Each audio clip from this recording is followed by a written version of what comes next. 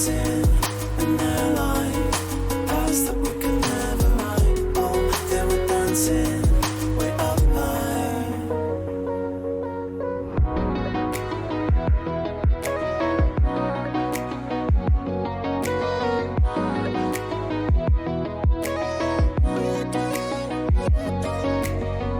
We built these walls so we could find who could prove themselves to the waves of time. We're trying to repent before you sin. It's like giving up before you begin. Stars were dancing in their line, paths that we could never run. Oh, they were dancing way up high. Stars were dancing in their line, future we will never run. Dirt on our feet was bone dry, it was bone dry.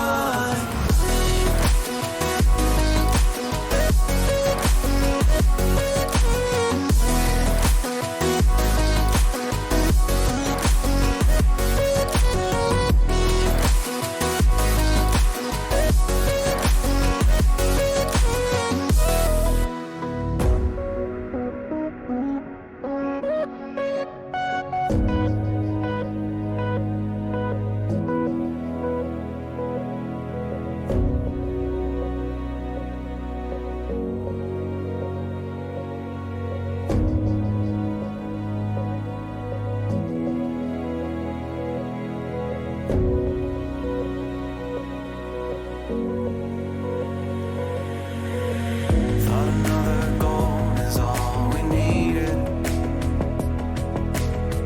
Taking second chances till we bleed. And when all the love had been depleted, we had but no choice to concede. As the stars were dancing in their line, paths that we could never run. Oh, they were dancing way up high. Stars were dancing in their line, future we will never run. Dirt on our feet was bone dry, it was bone dry.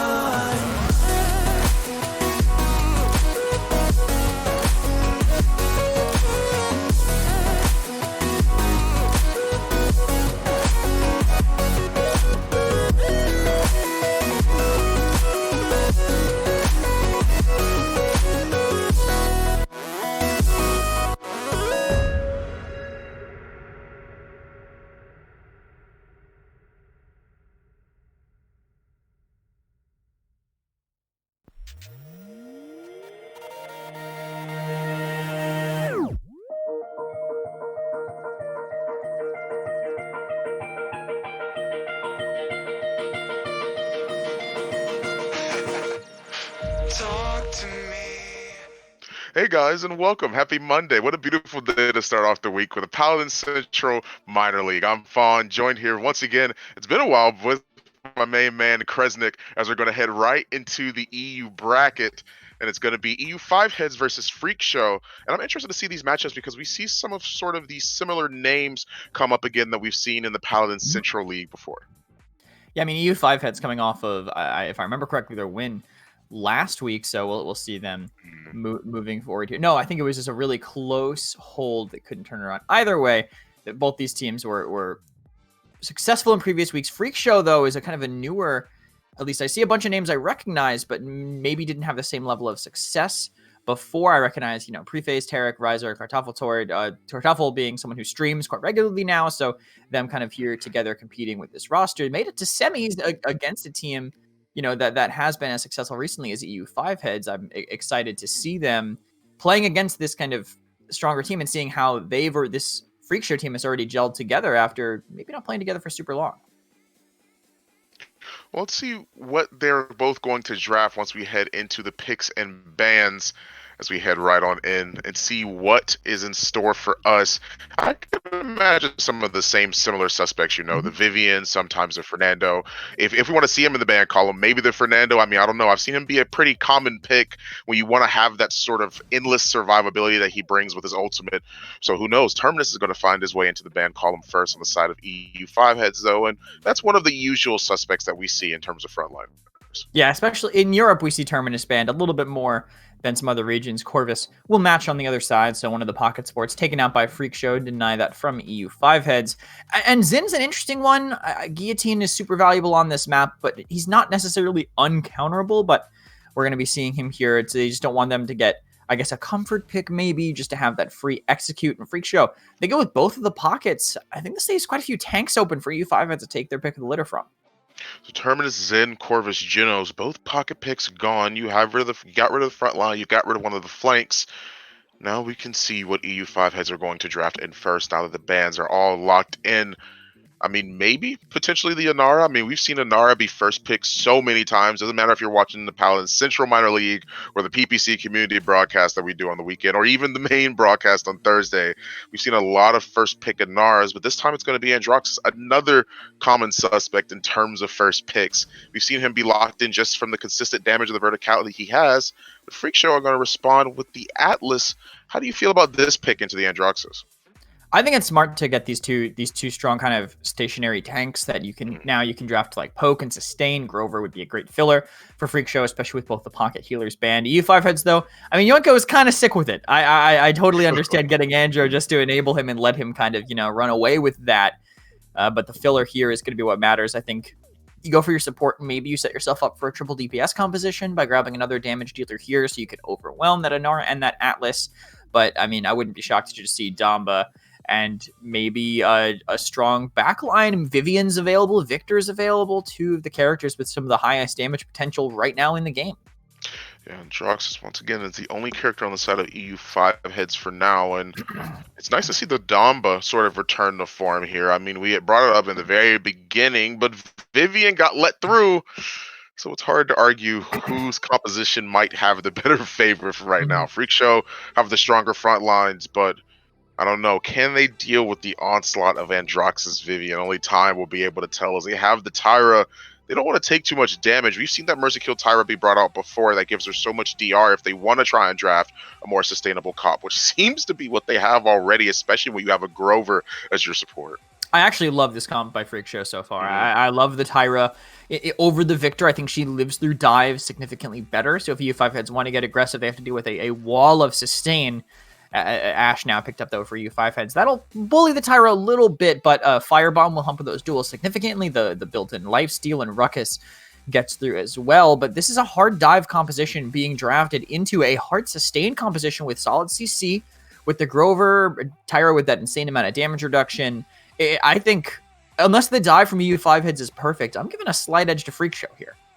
I am too. I'm sort of seeing this really counter dive sort of composition, especially when you have a Pip as well being brought into the mix here. I mean, of course you have the changes to resilience, right? But does that really matter when you have a draft like Freak Show's that's going to make sure they can not only live through the dive, but also be great at fighting too? We're going to head right into the game as both teams have already locked in.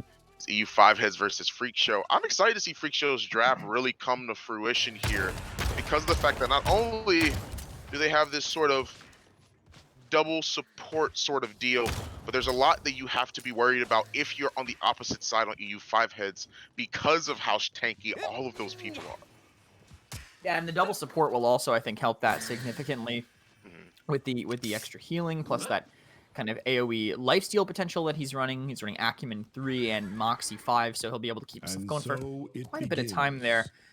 Once the game gets a little bit further in, if EU5 heads can't get that early resilience, then having that evil mojo will be, of course, insanely impactful. But the team's kind of starting split. Not exactly what I expected, but they're setting up for that Pip to find an early kill, and Inara takes it for themselves anyway. Ash pushes a little bit of 2 Rs. Ruckus was playing up on Lid. None of the rest of the EU5 heads were able to try and provide the support that the Ash may have been looking for. Maldamba gets taken out of the mix almost instantly, and Vivian is in a bad spot here. Ruckus ran, but Vivian doesn't.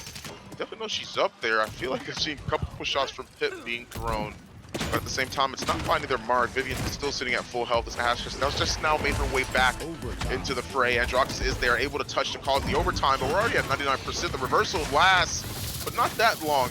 It's going to be able to keep him alive for a little bit longer, but he's still going to fall at the end of the day. 99% to 12 as Ruckus gets picked apart soon after that. You have a situation now where Ash tries to escape, but the cripple axe is going to come through and make sure she can't leave her spot, as Overtime has now diminished. You've already got yourselves the first point towards Freakshow. Yeah, and I think the U5 heads were really split a lot of that time. I felt like they were able to get isolated. We saw Yoinko near the very end, kind of going down in his zone, and there goes Kofigs as well on the retreat, caught out by Preface here on this pip. This comp far enough apart where they can catch the people up, but close enough together to actually save each other when things go badly. And they have all this CC to stop this Ash. She's just getting bullied, and she might be the first one to go down. 2 minutes still remaining on the clock as the Tyrant Crossfire gets utilized here. Going to be able to find a couple good picks for themselves on both sides. Freak Show and EU5 heads still butting heads as the cart rounds the corner for the most part. 2 kills already for Freak Show, as now Vivian has maintained control over high ground but gets brought down low. The Ruckus gets picked off soon after that. You have 1 minute and 35 seconds still remaining, but they may not even need all that time because Freak Show are still rolling this cart right on through. They're able to contest, but for not much longer. Yeah, they managed to roll it right in. Relatively uncontested. I mean, I guess completely uncontested. No deaths on the side of Freak Show and not a single kill on the side of EU5 Heads. Funny how that one works, but EU5 Heads did manage to hold on to a few ultimates here. We have Dread Serpent and Anachrist Arm available right away, and the tank ultimates will soon follow as long as they can stay alive. But there's tough ones on the other side. All that Freak Show really used was the Crossfire and the Whirlwind, 2 ultimates that charge super fast anyway.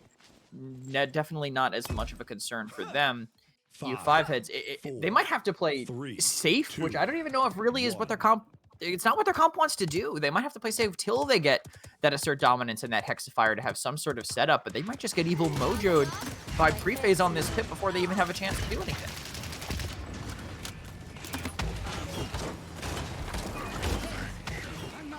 We'll have to see how things will actually fall through here.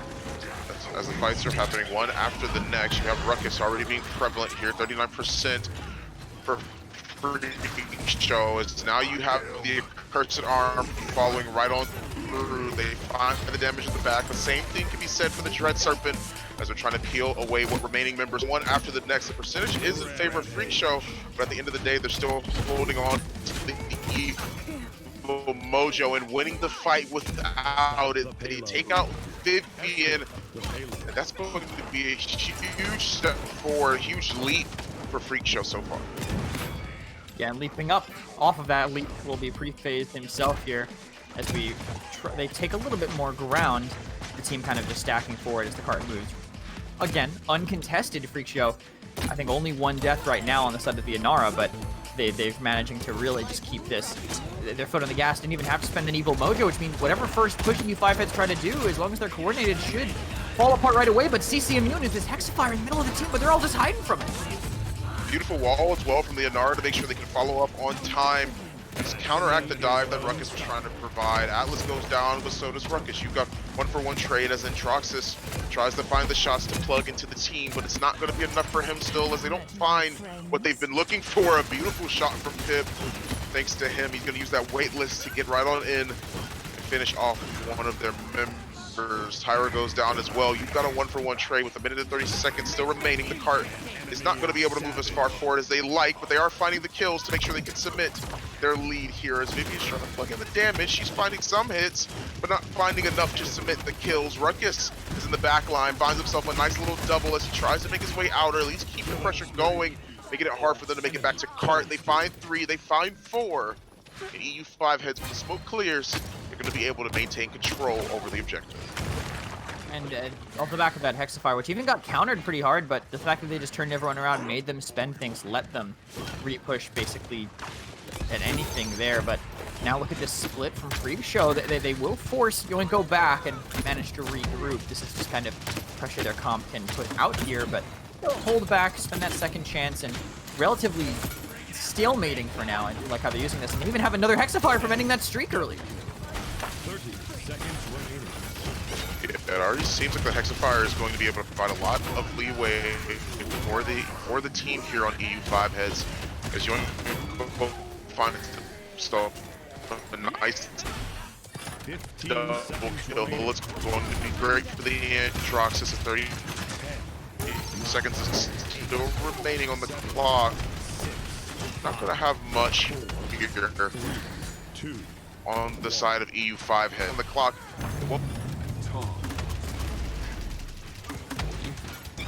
The aggressive push managed to help them hold on to things there, and the Ashe did not use that assert dominance there near the very end, but EU5 heads, they big flip from how things were looking before, with them managing to actually get some kills. I guess it's not hard to not improve over how things had been going previously, but they had to spend that Hexafire, and Freak Show will have basically everything heading into this next one. Tarek, 15 Riser, seconds. Fatashmine, and Kartoffel all with enough going on, but I don't really know how EU5 heads want to engage here. There's a bit of resilience. I think it's probably going to have to be some sort of Accursed Arm plus CC 2, ultimate combo 1. coming out of them would be the, I think, most expected way for them to do it. But there's enough ways to counter that on the other side, right? As long as Kartoffel doesn't get CC'd himself, he'll be able to use that Whirlwind to let them get through that damage. But I think they're doing it separated. Here comes the Accursed Arm up over in the back, but they just lose him for it. Air shot from the pit was Yoinko, and the assert dominance again gets countered by that Whirlwind. Crossfire though right now. He's defensively here by Riser as they flood into him. Admin cleaned up too, and the Ashe will try to push into him. Resilient doesn't need it because he'll have his back to the wall, but he's getting pressured quite a bit. Tyra DR is strong, but not that strong to keep him through that right now, with Zero holding this space up top here. Try to bully them out, but double comeback should help them significantly, I think, here. But as the CC comes in, but not really any damage dealers are there. Evil Mojo happens on the point, and that flips things immediately. 3 kills for Freak Show. The Dreadserpent may be to peel, but it's just Admin against the world, and that's not going to do anything. Ruckus is definitely not a solo character, especially with his 3rd Hexafire in a row getting walled off, just completely countered out and destroyed by Tarek. The rest of them trying to come in, but do they see the Ashe? I think they did, and the Exile jump through the window. That'll stop the Ashe from touching, and 5 heads. They get taken down at the start by Freak Show. Just a phenomenal look from them. I loved their draft. I was saying it before that I think they had something kind of unique and really hard to pressure with that Grover, Pip, Tyra build. Some teams would just be like, oh, Victor is open. Let us collect Victor, the strongest character for us to choose here. But they went a little bit deeper than that. They grabbed the Tyra, something that fit with their composition a little bit more, and it showed how much that was giving them in terms of benefit. They really couldn't dive a single player on their team, more or less. But Ashe, Ruckus, the 2 divers, 7 deaths each between them, not much able to be done there in terms of damage. Kofigs actually did quite a bit, 85k with that Vivian. Not a lot, not as much damage on the side of Freak Show, but they didn't need it. They had the healing, they had the damage reduction, everything that kind of came together to help them stay alive through everything that EU5 heads were trying to throw at them. And this is a comp that people, EU5 heads are probably very happy with what they got away with in that draft, having that hard dive that a lot of teams tend to pick for, but having just the complete counter on the other side, some picks that are a little bit stronger in other regions that EU is maybe now starting to take, that Tyra, that Grover, other things. But EU5 heads, luckily for them, we're going to take a quick break so they'll have a time to figure out what they want to do next. Stick around, we'll be right back.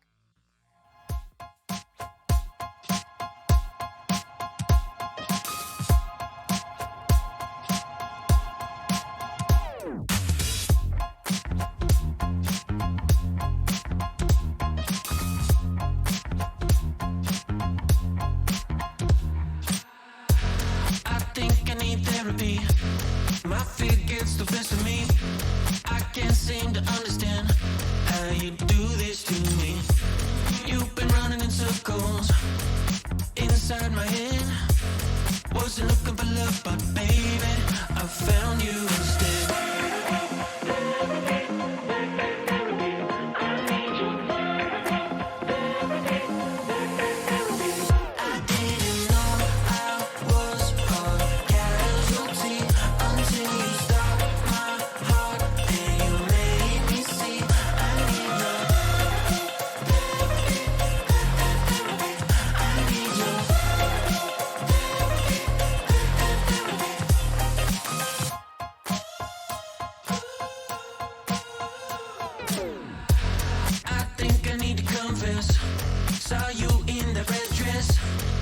Can't seem to understand how you got all that finesse.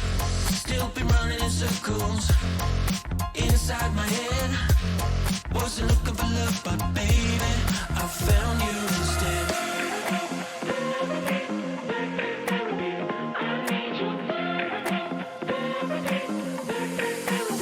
I didn't know I was a casualty until you stopped my heart and you made me see I need love.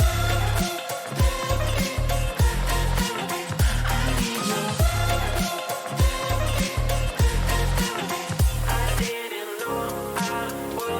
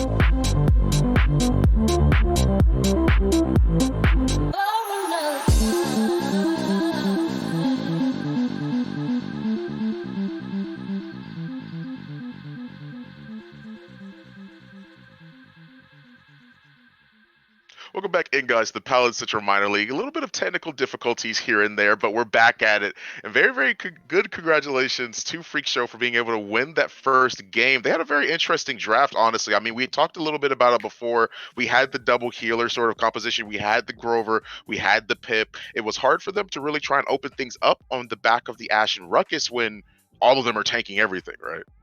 Yeah, I think just them having to force that dive composition into a comp that I think really counters them unless you play perfectly was risky, right? I mean, it was risky them willing to force that from the side of EU5 heads, but Freak Show, the fact that they just said, all right, well, they have Andro.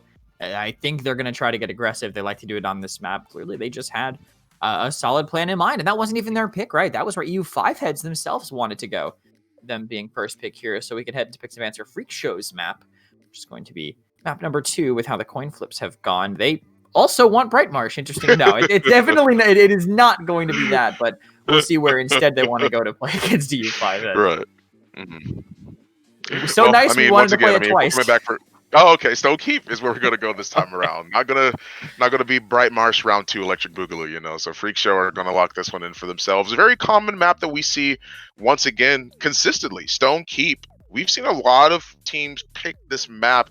I guess it's the comfortability of it. People just know this map a lot better. It's not something that we used to see all the time, but now it feels like we see it every day, almost every week, right? So it's good to be able to see Stone Keep sort of being the second pick here, as Vivian's going to get locked in, or I should say banned, on the side of Freak Show, with Ruckus being the response ban for EU5 heads. Yeah, EU5 heads saying, our Ruckus was just too good last game. We can't let that power out again. As they get rid of it, Vivian Genos, I think, expected bans. I'm surprised that they didn't at least let one of them through, considering their first pick, but we'll assume that they have a plan in specific for this. A lot of tanks open, only Ruckus has really been banned, so Inara, Atlas, any of those sustaining ones that they had before could absolutely belong there. Atlas will be the first choice for them. He is actually fantastic on this map once you have some control on the high ground. He has great poke. His Deja Vu CC has a lot of walls to splash off of if you run it that way. So Atlas just as a little bit better than normal, and he's already pretty damn good to begin with. Yeah, Atlas being a very, very consistent pick in the hands of some teams. They feel a little bit more comfortable with how this character can play and sort of shape how the match will go on. Genos is going to be banned in the ban column, and so is Corvus. So both pocket healers are gone. So that leaves open some other healers to shine, if anything. Atlas, once again, first pick on Freak Show, as EU5 heads decide to lock in Nara Victor. So a strong backliner, a strong frontliner. The damage seems to be pretty consistent so far, even with only one character being picked, because I love to go back to this statement so much, because Gore, I think, phrased it so well. Victor does top damage by accident. So I think having him is a very, very good way of rounding out your team. Yeah, he's also just great on Stone Keep in general, so it's yeah. a good pick to have. I think no matter what here, as Ashe and Andro get locked in for Freak Show, so they're the ones kind of taking that maybe dive-esque style that EU5 had played last time, because now they have somebody who maybe handles it a little bit worse than Tyra did. Victor, he can run away, he can maybe try to stand his ground with the lifesteal, but it's not always necessarily going to function as EU5 heads. Their response to this aggressive dive is going to be Shaolin. He's great, though, into these 3 picks. You have the cripple onto Atlas, Ashe, and Androxus. All of them get pretty strongly affected by it, and they'll even have the Damba in the pocket as well for that Dread Serpent and that CC and that damage reduction on himself to make the dive from Freak Show a little bit harder to pull off. So you got some great backliners on the side of EU5 heads. Both Victor and Shaolin do a lot of damage, and it makes it that much harder to try and deal with it on the blue side here, as they have the Atlas, they have the Ashe. I mean, Androxus, Grover, a great look, and even Tyra, once again, they want to go and run this one back. And I believe that's going to allow her to, that might even allow her, honestly, to dive if she wants to, right? I mean, she has that DR. I don't think she's just going to rest on her laurels, right? She's going to go in with the Androx. She's going to push with the Ashe. They're going to try and take over Keep and or Church. And Tyra with that extra DR might be a very, very hard target for Victor and them to try and burn through in these 1v1s. A big part of it, too, is having the Tyra for the Shaolin as well. Right, the mark between the withdraws and the ultimate. If he shoots once, then we're assuming Riser is just going to make him impossible for him to shoot again. They're going to have that completely caught out. So decent counter pick there, but their team may be a little bit split. We'll have to see how slow that Ashe and the Andro decide to play. Yeah, already it seems like both teams are locked in, so we can't waste any more time here on the draft phase. Let's head right into game. They could even play this a little bit slow, honestly. They could play behind that Fortress Breaker like we've seen Tarek picking up and just use that poke if however they want to play it there with looking at the other side. They might have to do it that way and play that damage, play that distance, as Rise are not necessarily in yet. But the Guillotine will make it tough, because if they try to play it slow, they're just going to get executed by the inevitable slow charging of that ultimate. Yoinko completely foregoing Cauterize just to have that ultimate charging a little bit faster when it's going to be so impactful as we know it. So if they try to play slow, they're just going to get executed and give you 5 hits. A pretty solid foundation, I think, to go from off of a pick, take a 5v4, and you should be able to run it down from there. Let me take a look at these builds, though, really quickly, just seeing how things have shaken up. Looks like shield resets on both of the tanks. I think that is probably the optimal build for both of them. So I do like to see that kind of level of flexibility. If they connect their abilities, they're going to be sustaining for quite a bit longer. Let's see on the other side as well if there's anything interesting. And actually, not max levels of possession, which to me is a very unique thing. Possession is, I mean, arguably, almost unarguably, one of the best cards for Damba, but kind of giving it up just to have a little bit more HP when I feel like that 4% damage reduction can really come in handy quite a bit. Counter resets also from Yoinko, another interesting pickup. No speed on hitting counter, but if he connects the one counter on you, that's a 2-second cooldown before things are, I think, impactful again as we head out of the game, looking at those 2 drafts. I think both of them, I don't think either team has really dominated in the draft phase. I do like seeing Tyra again. I think it's a very powerful pickup to see from this team. I think in general it is solid and has kind of been ignored for a little while, that Mercy kill and all of that. But I do like the way that they have drafted this. I like how Grover is getting picked up a little bit more. That CC and everything he brings to the table is phenomenal. And I think against the tank, on the other side, it can have a bit of an impact. Inara might struggle a little bit more with the burn, among other things here, but can now see the game and everything again. But someone in chat says, is that Featherweight for an Andrew? And I totally missed that if it is. Featherweight, a card that I think used to be, I remember when I was making the builds for this season, I put Featherweight in the Cursed Revolver chat, in the Cursed Revolver build, and then it got changed. I wanted it to be this kind of DR floating pokey kind of build, but then it ended up being that healing, which got countered a little bit harder by Cauterize. I've seen some people run it just to jump and float and heal themselves, so maybe we'll see if that does actually end up being the pickup here. But maybe we can see this. Someone says Ashen Atlas versus Inara. How's that matchup going to look? I mean, obviously the 2 tanks should be able to theoretically outsustain the single tank. Atlas is actually a big, kind of impactful part of that. If the Inara gets burst healed by the Damba, if they do anything like that, then one setback can make that significantly harder for him to recover from, pushing beyond everybody else. And we'll see. Hopefully we can see that matchup actually happen. I have a feeling they're going to be playing outside with that triple DPS composition, but possibly not. It is not Featherweight 4 and Andrew has begun. 4 through the Warp 4 and Power of the Abyss 4. The 3 level 4 cards for 3 fates running here as they do take that high ground. Let EU5 heads play on the outside around this, with the damage already being traded just a little bit back and forth. Freak Show has managed to hold on to the health advantage. They play quite safe up top, but Ash already deep into the backline, forcing out the Xin as they go and regroup on top of each other. Still 5 members kind of stacking in one spot here, but I don't know why Inara is going the longest possible way. That stun actually saves their life. No way they would have gotten out otherwise, but Fantashmian drops down on this Atlas, finds Kofigs on the Shaolin, and Tarek now just pulling them out. He doesn't need to dive. If this fight goes long and they still win, it's better for them, but they can rotate back to their positioning, stack with their DPS, and let the tanks enable the DPS a little bit more. Hey, look, Vixar on his own, and a tank and a DPS push and take him down. That's how the double tank composition is going to work and beat out the triple DPS composition. Freak Show still maintaining control of this objective for now, and Yoinko, again, to Fantashmian, this Atlas so impactful, definitely worth the first pick we see. Kofigs doesn't win the fight against Prephase. He was one shot, he didn't get it off in time. Now this Barrage trying to come in, but just hitting this Atlas for a little bit. as everything gets absorbed, admin drops at the last second, and maybe they have a chance of life here, actually. The setback might save Tarek. No, Tarek actually ends up falling, but they don't have any mobility to touch. Vixar tries to make it in, but the Atlas shield just enough, and Hashman knows he's gonna die. He just taunts right in front of them there, and gives up his life for his team to do this, but U5 heads a little greedy from Yoinko. I mean, not maybe. That was a little bit greedy from Yoinko. Trying to go a little bit too far in with positioning, still being held up top by Preface. I like that. Didn't even have to turn to look at him, but burns down Kofigs with a quick cursed arm and a flick. Vixar should fall as well, assuming the shots connect, and they do. We'll see how Freak Show want to take this. I do think that double tank on this map, for me personally, it tends to be the more impactful composition. It's very hard to defend triple DPS, and we're probably going to see that kind of in action here as Freak Show try to get a little bit closer.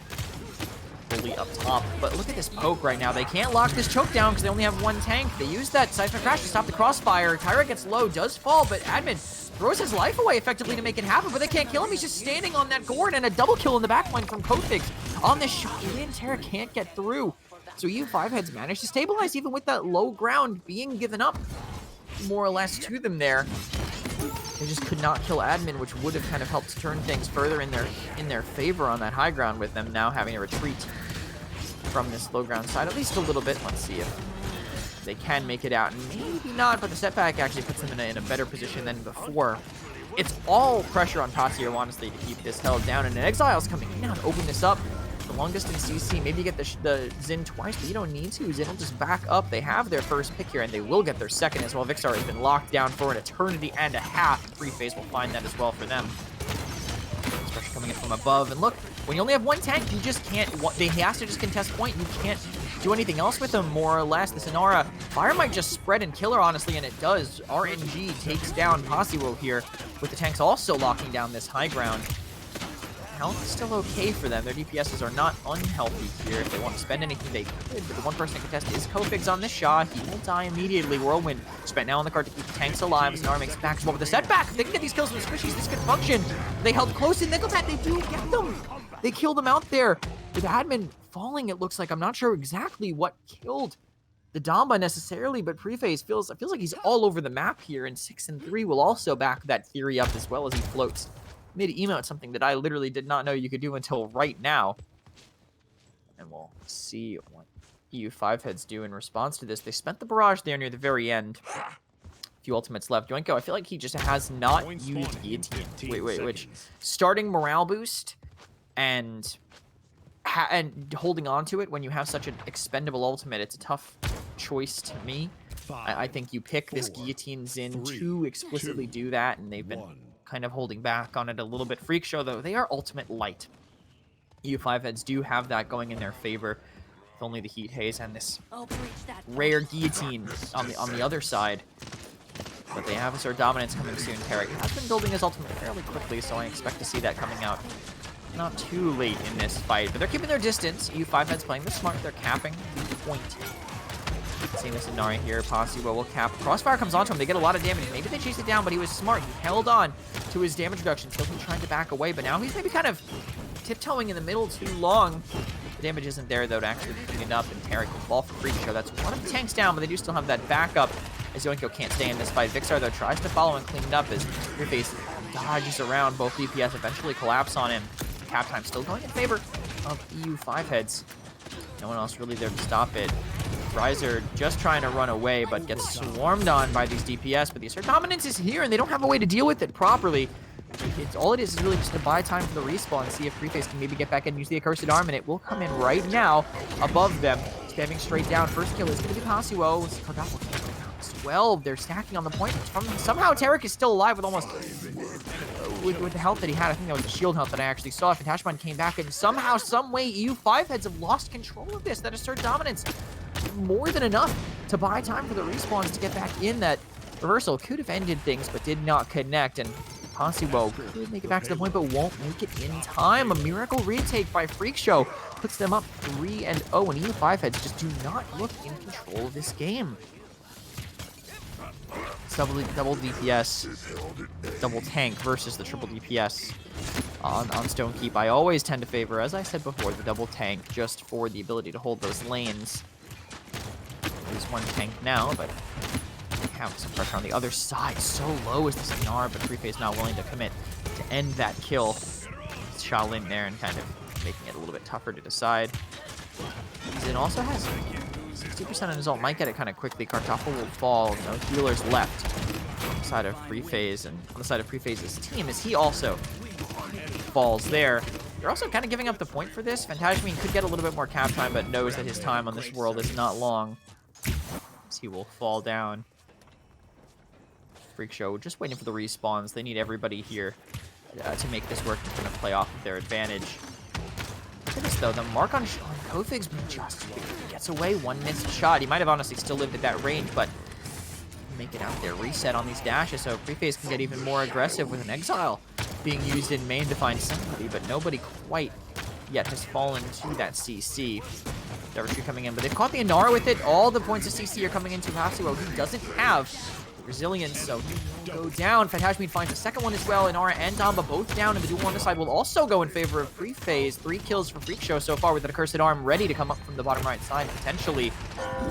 It's around the back. Barrage not used, but he didn't see him coming. The goggles were spent looking forward. Zoom too high on the binoculars right now with Freeface still holding them down. He might actually just die here, but the crossfire, the ult on point is where the impact is going to be here. Shaolin will fall up top. Freeface will be back around. Inara has enough result to stay on the point. 10% left. Freeface collapses on the point as well. Kills are being traded both ways with the shield now with Atlas here. Playing off of the poke. Can't burn through that Inara. He will have to disengage and see if they can play off of their respawns here. They have to assert dominance and work miracles before. And definitely could again here, especially if it ends up on the high ground to pressure the Victor and anybody else sitting above. At this though, this push up top, Ashe and Tyra, they should have great control around these corners, but having Ashe up top and not on the point under consider dominance tougher, but they're looking to commit it, they go up, they stun this in. Tarek immediately finds the first pick with Inara getting a little bit distracted actually. Fantasmian did quite a bit here. Vixar just missteps, but has the column in the way, and kills are still going in favor of the U5 heads, but now it's 2-2, even numbers back and forth, but it's only tanks, no damage dealers. I believe up for Frictional. They still have their Tyra, but Tofix will drop to the point. So close here, kind of on a thread, but the respawners were coming in. It was just Tarek left, and they managed to hold on. EU5 heads get their first point of this map, and they want to get more, but a couple ultimates that they spent last time. Both teams actually were spending a little bit. Of course, EU5 heads had to spend. Freak Show were trying to play it a little bit greedy. EU5 heads had to do it literally just to stay in the set. In the game in general, with Freak Show basically 1 point away from moving themselves on to the finals and knocking EU5 heads down into the bronze finals for that third place here. Life Rip being bought on Tarek. Could I actually see Tarek's build, interestingly enough, because there's a lot of diminishing returns on Life Rip for Ashe, but yeah, I want to pull up the calculator to figure it out, but I'm not willing to do that at the moment. Life Rip, definitely not as many results, I think, in the other sides here. Let's see how they play this on the side of Freak Show, holding on the high ground. Kartoffel, the first one to peek roots, not enough to kill anybody. Reversal also misses, so a couple ultimates kind of just fall, abilities, excuse me, just falling to the wayside on both sides. But here comes the He-Haze from Kofigs. Also has to use the withdraw because he doesn't like his positioning right now. A hard disengage from EU5 heads. All 5 of them stacked up here, back on their side. Freak Show's not capping them. This is when you want to play that advantage, but they're not doing it. This hard dive, though, from Andro onto the back does get Vixar, so it's a 1-for-1, but there's no healer up for them, and that won't let Preface get healed back up. Kofigs finds a second. Fantasmian's still stuck in the middle of the team, but Inara will eventually kill him. Riser should just die on point. If he doesn't, they have double comeback. He needs to not stagger himself out. Maybe he can even trade a kill for it, too. They're so low, he gets Hasuo. No, they wanted to stagger him too much. You can't stagger that at all. He's trying to maybe be a little bit greedy with it. See if they can have another miracle here on the side of Freak Show. They don't block the dash. Fantasmian comes in, the Dread Serpent didn't make enough, and they miss the guillotine! Oh, that's a disaster for them, with him sitting on the low ground, sides the crash, hard countered by that whirlwind, and Hasuo now absorbing so much damage, his whole crossfire being spent on him, and the other kills are trading on the other side. Yeah, from the Hasuo will fall 54%. They can't fight this, they have to stay alive, and then his dash, no, it gets caught on the angle, on the side of the gate. as they run forward.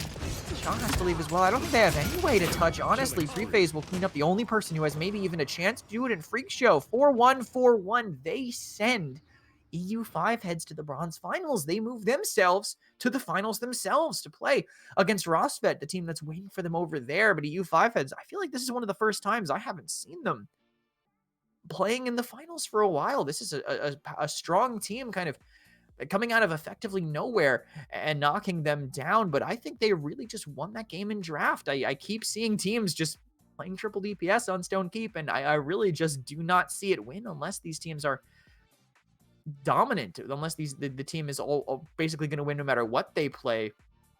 I do like to see Freak Show kind of playing a little bit more to the meta, not necessarily in the sense of picking the best picks, but picking things that just work for what they want to be doing here. Looking at that though, on the side of EU5 heads, Vixar did well, Shaolin did well, Yoinko again struggling on this Xin. Was banned game 1, but the utility just really not there from that guillotine, and no KDs really exploded anywhere. I feel like EU5 heads on the defense were pretty close to a lot of, excuse me one moment, they were pretty close when they were able to hold on those defenses, were they able to push out and find some kills, but never able to really hold on when it came down to it at the very end. Freak Show were able to clutch quite a bit of those situations. Top damage Vixar, I don't think there's any surprise there, honestly, with what Victor tends to do. Kothix, though, pretty close. 81,000 on that Shaolin as well was a solid performance from him. Definitely impressed with that one, as Freak Show, that they just kind of worked it out together more than anything, right? They had the damage split pretty evenly between the DPS, split pretty evenly between the tanks, and the CC was the shared duty that those deep roots, those setbacks, everything they had combining to find picks definitely helped them take that W here, and we'll see if they can move that forward into the finals against Rosvet, a team with some star-studded power behind them that are waiting for them on the finals, and we'll be waiting to see that game on the other side of this break.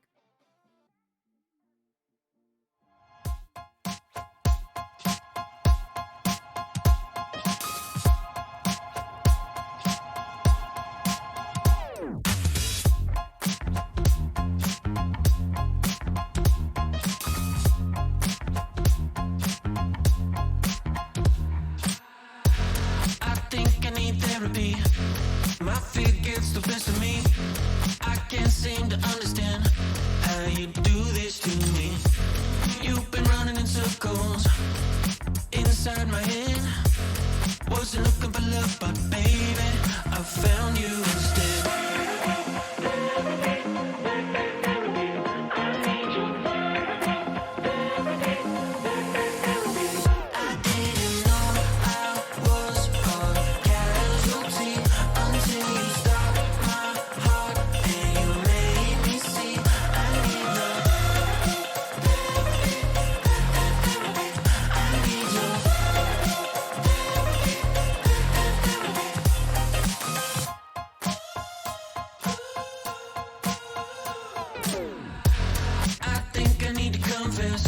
Saw you in the red dress.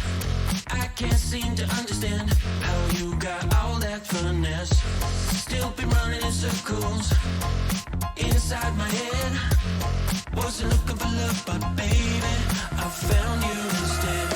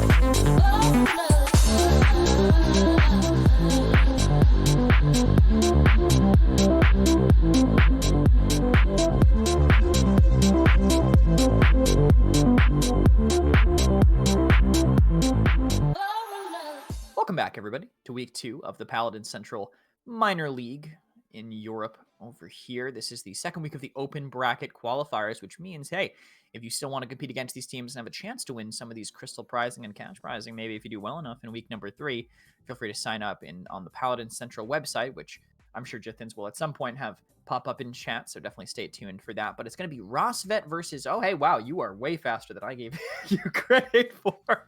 Jithins on that. Still, though, Rosvet versus Freak Show will be the matchup here. Rosvet, a team with names that you should probably recognize: Phobuz, Zarini, Simsalu. I think a lot of people are definitely surprised to see Simsi back, but definitely happy to see him. He was always a cool guy when I was able to talk to him in person at the LAN League last year. But Freak Show, a team playing against them. We have some new faces that we saw there. Maybe new faces, I guess, as a whole, but I mean, we recognize the names from the Tier 2 tournaments in the past. I mean, Prephase, Kartoffeltort, Riser. These are names that I have seen in Paladin's Twitch chats for quite a bit of time. Nice to see them kind of being successful here against them. Stone Keep will be map number 1, and we can head into picks and bans to see who has chosen it. It will be Rosvet. They are the higher seed here against Freak Show, and we'll see if Freak Show are prepared for Rosvet, or maybe they just went in expecting to play against EU5 Hets and had the plan there.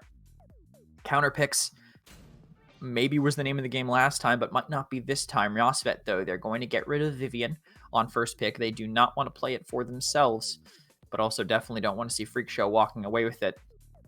I do want to see if Freak Show's bans change at all against this other team. I'd love to see if that does happen. Maeve is going to be the ban, so that already is kind of a change in pace for them. Rosvet have definitely the ability to run away with that here.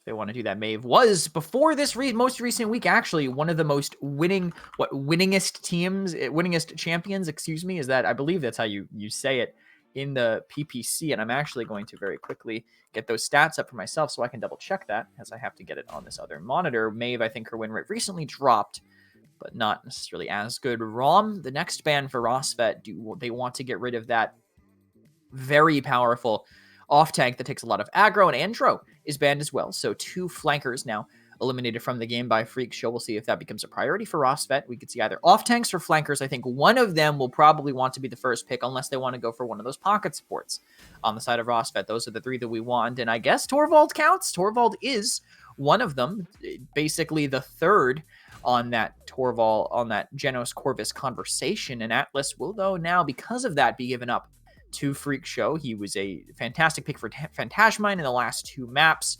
I fully expect it to happen again, because it was the same kind of level of that. Atlas and Inara both going to be the choices here. So that double stationary tank, now dive composition, maybe not as strong, but Rosvet probably not looking to dive with that Torvald.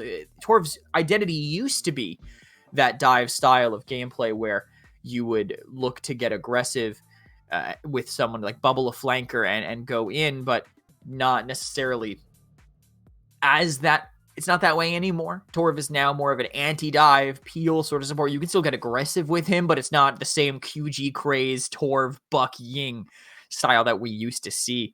Victor and Genos will be the next 2 for them. I think those are smart picks. Victor is one of the best backlines in the game. Genos, of course, going to amplify him quite a bit, as Corvus and Tyra will be the next 2 for Freak Show. So they have chosen their lane, and they're going to stick to it. This anti-dive, death ball, heal sort of composition. Corvus, though, will be the change here.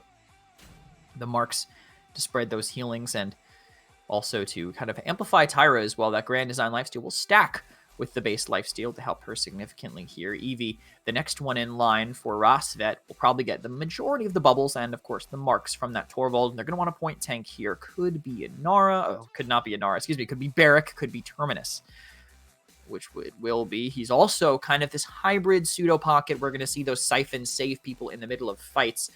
And Freak Show, they're going to pull out the Shaolin for their first time, I believe, here. CC going to be decent into the EV, but that also is kind of a big ask, right? You know, it's saying, hey, that EV that's soaring through the air, wiggling her mouse like crazy, can you hit her with an arrow? Is that just something you can do for me? We'll see if they can as we head into game. Map number 1 in the finals of the EU Week 2 PCML Finals. Looking at this pre-phase, the one on the Shaolin, Riser, the one on the Tyra.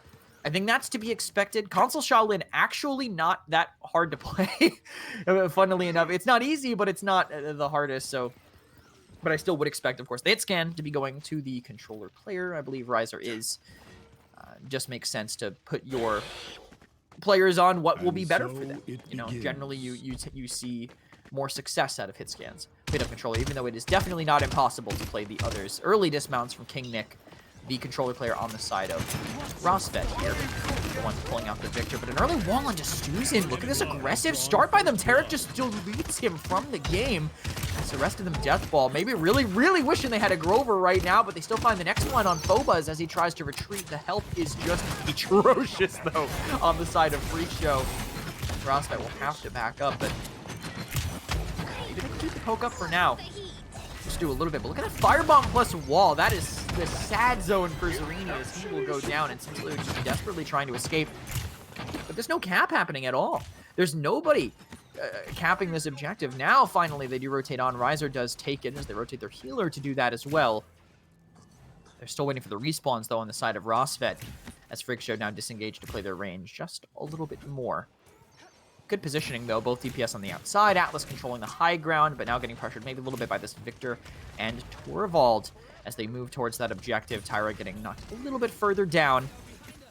As we play over here. Good poke. Look at that. Simsaloo, though, catches him out. Can he avoid the next shot? He will, and he'll cripple King Nick and get the follow-up kill pre-phase. Monstrous performance so far here on this map, getting all those opening kills as they get traded back and forth. The 3 versus 3 Riser gets the next one for him. Crossfire, though, blocked by the siphon from this Terminus. Riser now using that movement speed to make a difference instead, and Rosvet have a chance to get a lot of overtime.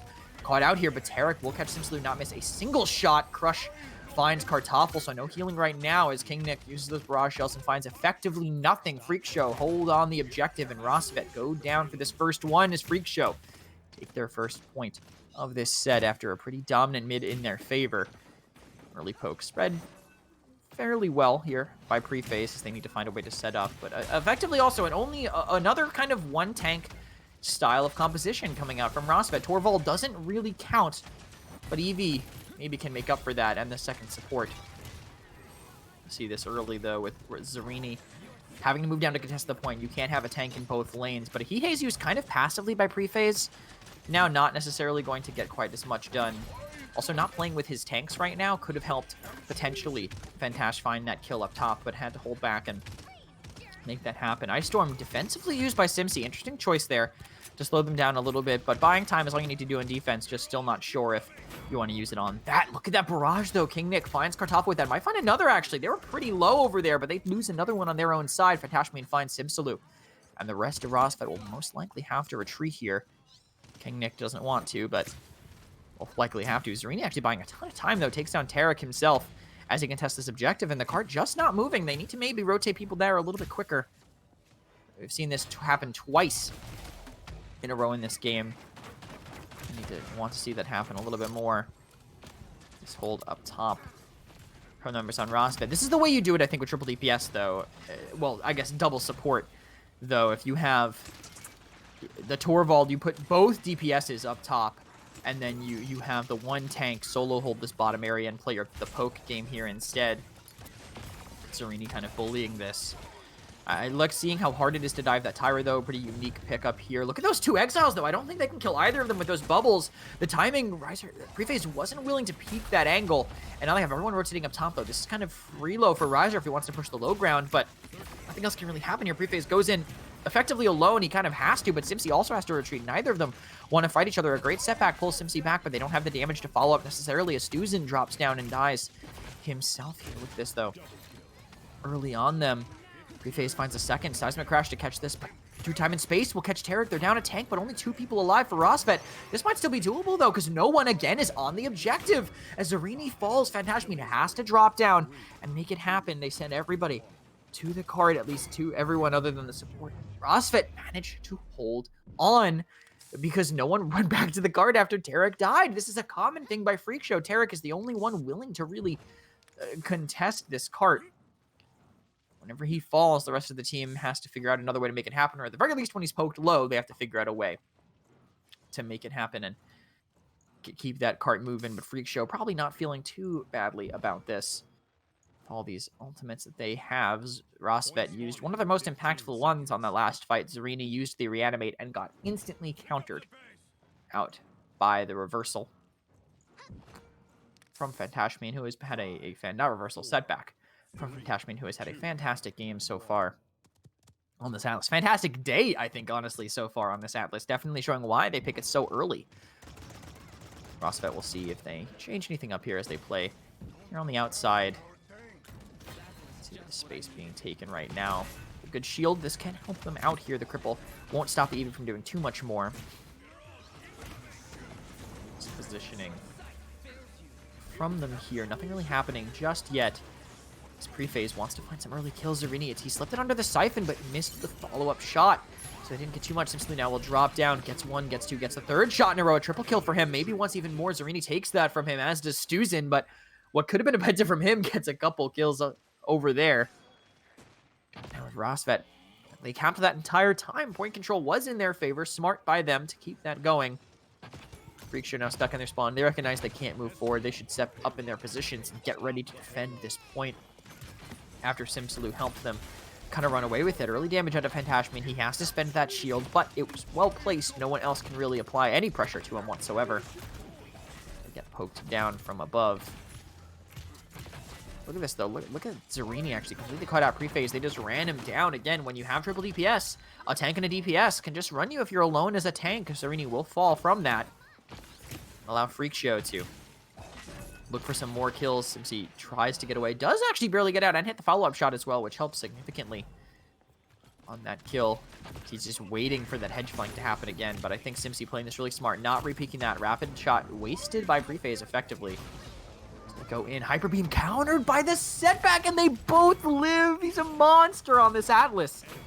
Putting so much on the game, but Simsaloo now with that Torvald bubble manages to make it through up top and pocketed by the Siphon. Zarini, Simpsy, and Stuzin, a lethal trio here. Pre-phase jumps off the map to stagger himself a little bit less. They die on this cart to buy themselves a little bit more time as well. Now we'll see if Rosvet can completely deny the retake from them. Zarini, yes, being fed by the spawn door. Maybe get a step closer so we can redo that. Interesting little tech here, by the way. Spawn door can feed your Siphon, and Zarini is making good use of that right now. But they have their spawns. They're going to be able to make it to this objective. No kills just yet as Simsaloo kind of kites around on them. Early burst onto Tarek, though. 1 for 100 to 0. Effectively here, Fantashmian has to contest, but they're losing everyone around him, but he's doing a great job stalling time as he puts that shield up, but has to drop down because of the way that everyone is positioned. No DPS is willing to go to the cart, and Rosvet will roll it in. Even after a great potential start to that by the counter on the early push, the Eevee is just helping Rosvet run away with this. Pocketed by that Torvald, pocketed by that Genos, saved by that Siphon from Zarini anytime that the wormhole is under threat. But I still don't necessarily hate the draft that Freak Show came out here with. Even though they are struggling, they still started fantastically. I feel with that early mid win that they ended up having, even if they struggled a little bit on the offense against Rosvet. But gotta find some way to deal with Simsaloo, who's playing really smart. I think with his movement. He knows that sand trap will be a massive threat to him. That cripple can hurt him quite a bit, so he's got to play it smart. Early cap pressure by Freak Show. They have double comeback, so you kind of have to play like this. They're just ignoring Zarini, and I kind of love this. If they can choose to walk past him, Terminus only does as much damage as you let him do. Fantashmian, though, taking a lot of early damage. Has to run away, tries to peel as Zarini is just running down Riser, who falls for that. Doesn't want to spend the reanimate maybe just yet. Actually is spending it. I think he has Resilience 3, so it won't do anything, but they're so distracted on Zarini. Simsaloo comes in and gets the Siphon and uses the Ice Storm, get another kill on his own. Zarini will find a third as well with Fantashmian, and Rosvet managed to retake control of the objective. On the back of this, they just were so distracted by that, honestly. So we jump up top with Zarini trying to contest this space. They're stacking a lot of people upper, and Simsaloo's also kind of abusing that with that extra little bit of damage. King Nick holding this objective, but they don't see a Fantashmian. He might have to throw his life away for the point. Seismic Crash hits only one, so he gets lifted. Wait, did he not get the touch? He got lifted right above it. He did. Luckily for them, get that overtime right before He ended up falling all the way as Preface falls into the back line. It's going to have to be Riser, I think, dropping to the card to make this happen. He trades one kill out for it, but misses the next grenade on the way down as Torvald continues to pocket this Eevee. Tarek desperately wants to find this kill, but can't do it. 2 tanks fully healed in front of them, feeling lucky that he has his Corvus keeping him alive here as he walls himself off. And Exile comes in from Fantashmine to stop these pockets, but they can't find any kills off the back of it. Simsaloo on the side doesn't get bubbled in time, actually, and Ray managed to fully retake control of the objective. Fantashmine is so low as both tanks just stand on 99% versus 99% here. The point tanks both full, still even trades on the side. Stuzen manages to kill Fantashmine on the side. Hyper Beam actually might get this. It's fast. OT and Rosvet, they get it. Stuzen. Oh no, no DR up in time. The wall doesn't come up in time either, and the Hyper Beam just wins the map without a single kill play needed. You never, ever see that happen. But the OT had been going on for so long that it was over in an instant, and Aura couldn't make it back in time. They didn't have the ability to make it back in time either. So Rosvet just steal it away when honestly that could have gone either way, that those fights were so close to each other.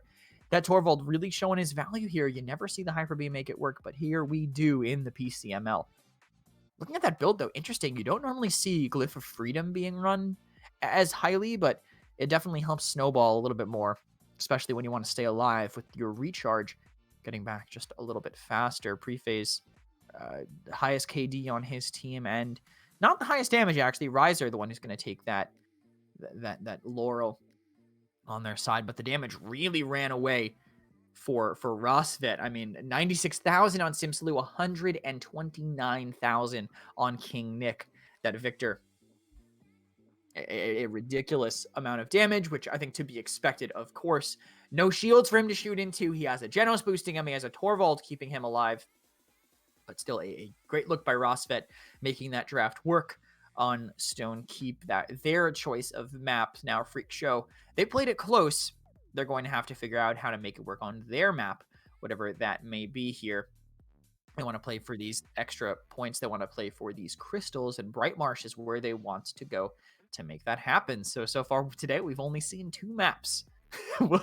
That might continue going forward. We'll head into the picks and bans to see how Bright Marsh looks here for Freak Show. I think it makes sense for them to want to go here after their success on this map against EU 5 heads.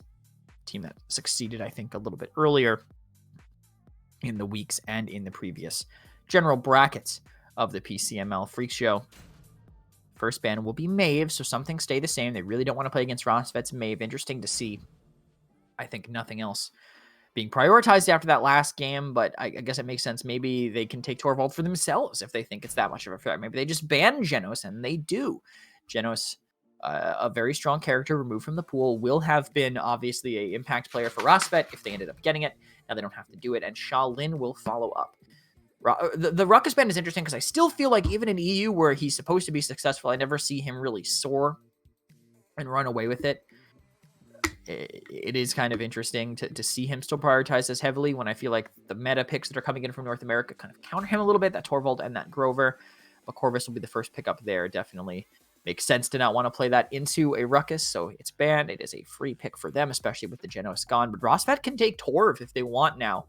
Torvald Grover would still be a great double support combination for them. But Vivian got through. There's no reason you're not going to give that to King Nick here for Rosvet. Grab that as soon as possible and be able to play this kind of monstrous, aggressive character that can be saved by other people. Androxus picked up, I'm assuming, for Simsaloo, unless they're going triple DPS, but we will see.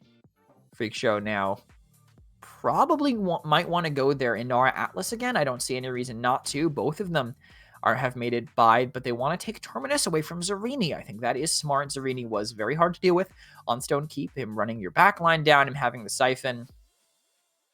Definitely a tough, I think, character to deal with, so get it for yourselves. And they also take away the Eevee, so they're looking just to deny, interestingly enough, picks from Rosvet. But this also, now, it's not like Rosvet can't just pick up Inara Atlas and do fine. You know, that's kind of a interesting choice there for them. Guess what? Inara will be the choice for Rosvet for Zarini, we're assuming, but they go with the Torvald also instead. That is, I think, a solid pickup against the Terminus and the Eevee in particular. The ability to bubble your teammates that are getting dove, your ability to nullify the Terminus when he wants to have his Siphon up and deny that from happening will make him a much easier pick, especially for your Vivian that does not want to have to play into that. Freak Show, though, even with the Torvald on the other side, they commit a little bit more towards that aggressive play. Ashe will be the pickup here, and they probably want a solid backline to play with it. This could be another Tyra game. I mean, we could just see Tyra being fine with this, with that DR dueling that Andro a little bit more. I think I would definitely like to see that, but it'll be Victor instead, so we get to see some flexibility, it seems, from Riser here on these hit scans. Rosvet have one more. It has to be a support, of course. I would love Grover, but they go with Damba instead. The Damba will make sense, though. The speed spirits on all of those characters are going to be good. When the aggressive dive comes in, you're going to have the damage reduction on the possession card as well, 20% flat damage. We'll see how Freak Show's pseudo-aggressive composition functions as we head into the game. It is going to be, as we know, Freak Show's pick here on Brightmarsh with that first pick. Resilience already, though, early pickup for this Eevee, which I think makes sense. You don't want to get caught by that Nullify. Seeing those talents, though, nothing really too surprising. We do see that Fortress Breaker, which is very common in Europe, but also a very common fake. I wouldn't even be shocked to see that be swapped, honestly, as we get further in to this pickup here. We'll see Inara Vivian most likely contesting on the point. Vivian more than likely in the window. Andro possibly on rim with Torvald waiting kind of in the middle of them here. But actually it's going to be Tor Vivian waiting in apartments instead. Ashe gets very far forward. The shield in the way Vivian can't contest it. They probably have to fight it, but King Nick actually, interesting choice. The bubble's not even there, but Riser wasn't ready for it. Neither team was ready for it. Zarini coming off the point as well to collapse on them. King Nick finds a second one and also feeds the Siphon, but Fantashmian misses the follow-up shot, so it doesn't really end up mattering.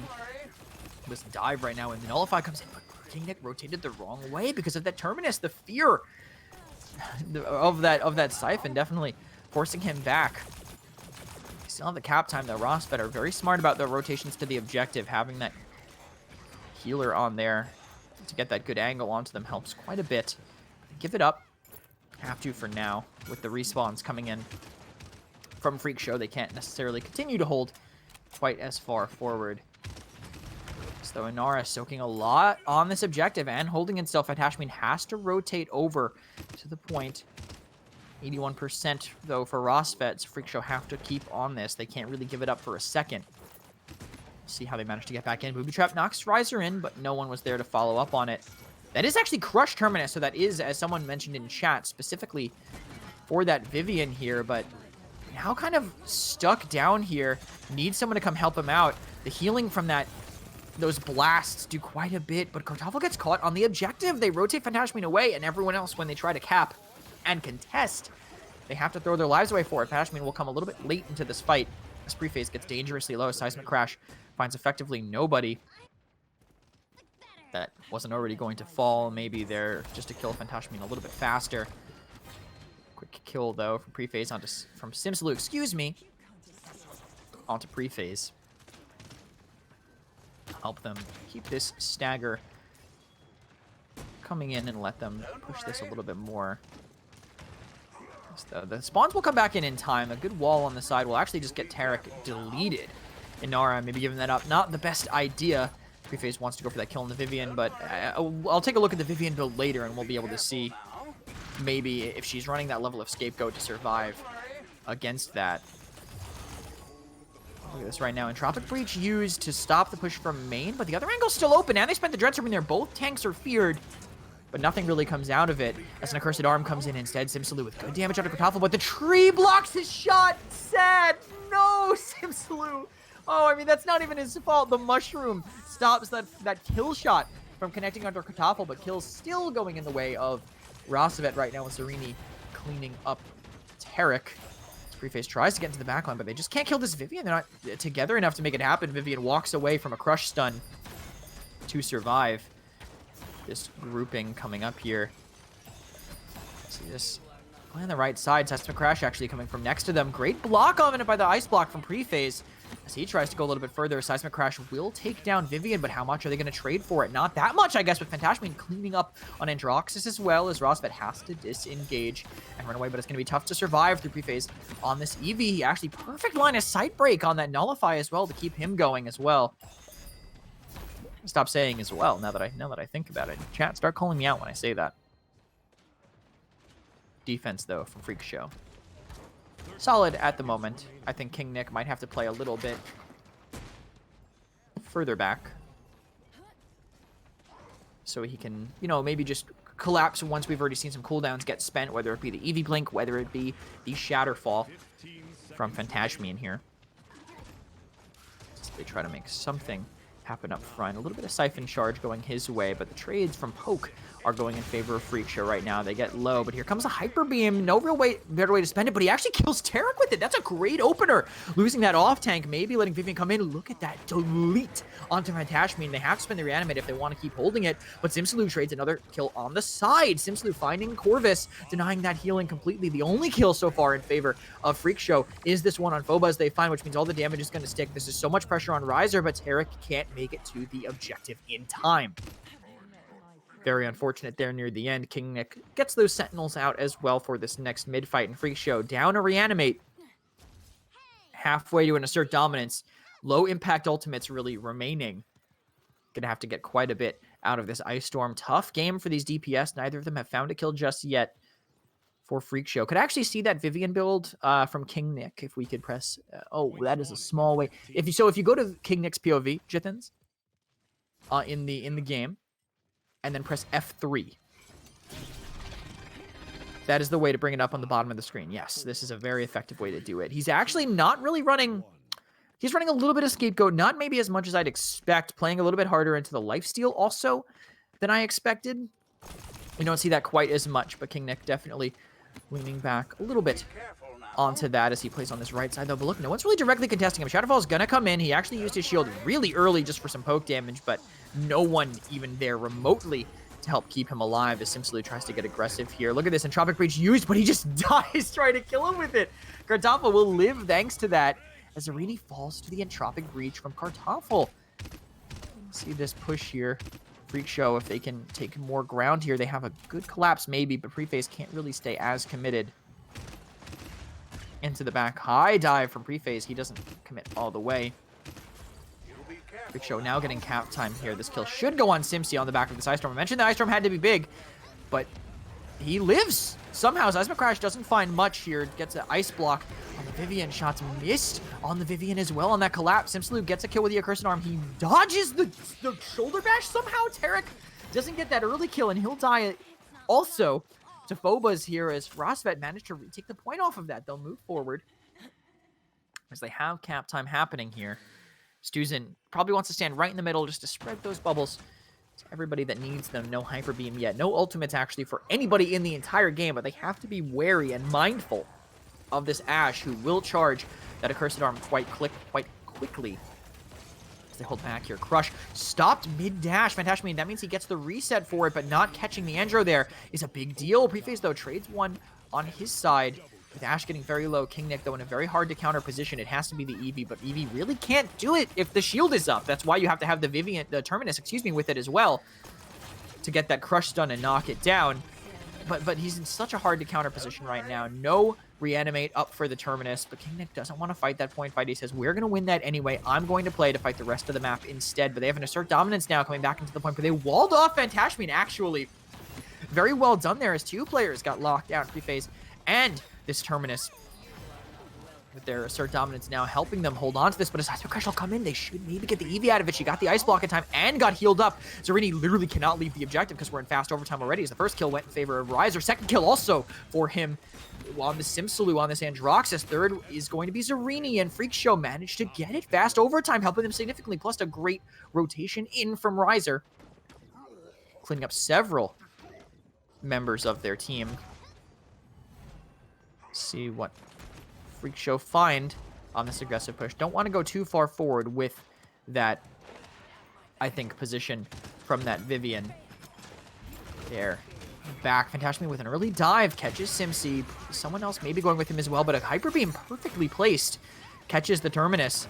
Honestly, if he had the Shatterfall, maybe he could live on that weird little balcony. But he does not have it. He used it for that first kill. And Stuzen able to stabilize off that Hyper Beam, I think, very well positioned by him. Not normally a place you expect to see kills like that, but it does happen. On this hold from Rosvet, I like the way that they're playing it right now. Vivian and Torv on one side, Andro and R on the other. Maybe I'd like to see Vivian playing with that Anar a little bit more, but having the Torv enable the Vivian, I think, is smart. You want that Nullify to stop the Terminus Crush from coming in. Help them quite a bit. Stop that stun from coming in here. It's definitely the quality of play you see from teams in the finals of the EU PCML. Look at that, the barrage used only a little bit of cleave damage, but actually the repeak from Zarini catches him out. Simsalute, I could have seen an accursed arm here, possibly, but he holds on to it. Literally the entire team in front of him. He doesn't get the reset, so he doesn't have a chance to survive as Freak Show will reset and retake this objective. Zarini knows he has to buy as much time as possible. This is the point in the map where you can't afford to let this card roll any further. Stuzen also will die here, but great timing. Fantashmin ends up with a triple kill, swinging through their entire team. Both DPS alive for Rosvet, but neither of them can really move forward. Would you? I mean, Inara and Torvald needs it. They need them there to at least absorb a little bit of that aggro. Inara will be the first to come in and contest the objective. Simsalute goes to engage with the Accursed Arm and gets the bubble to back him up.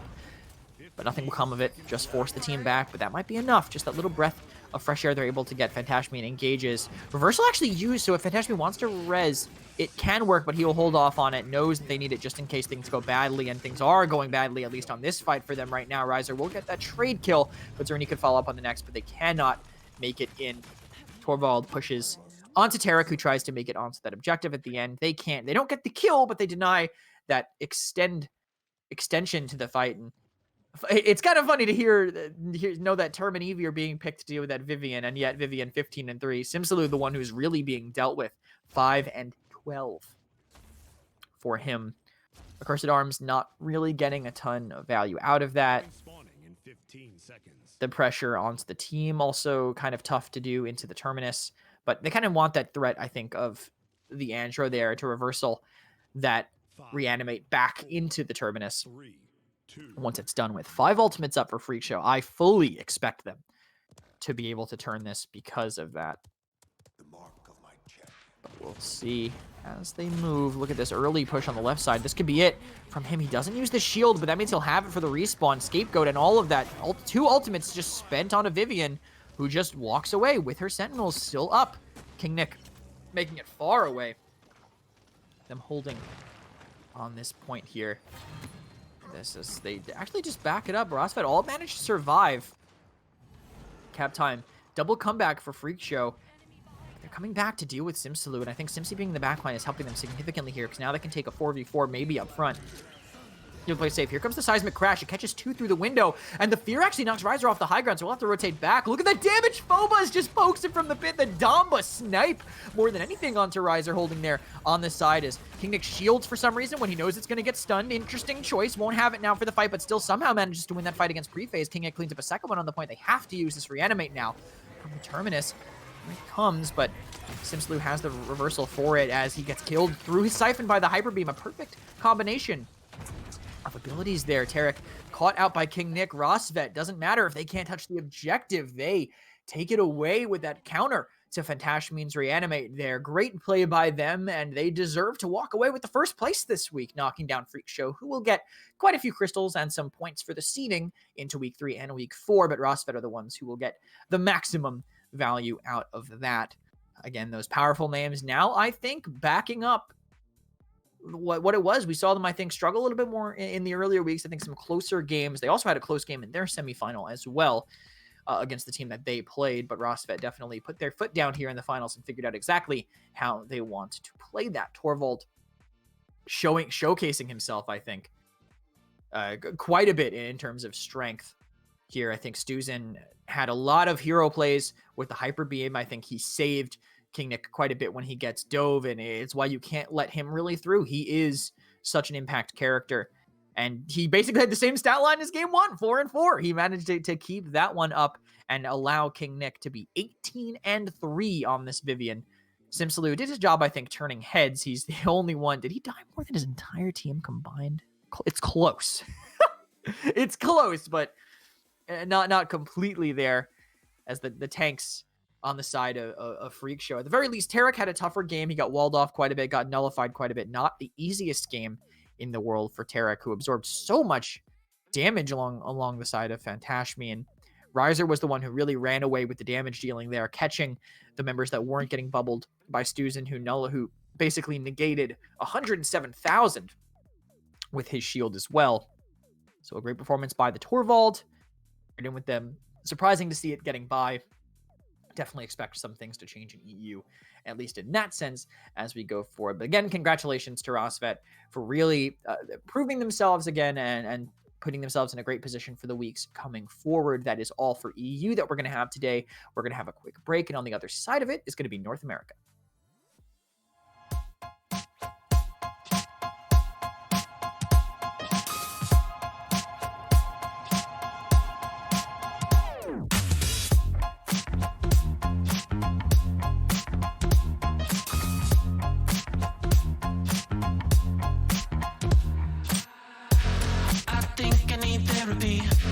My fear gets the best of me.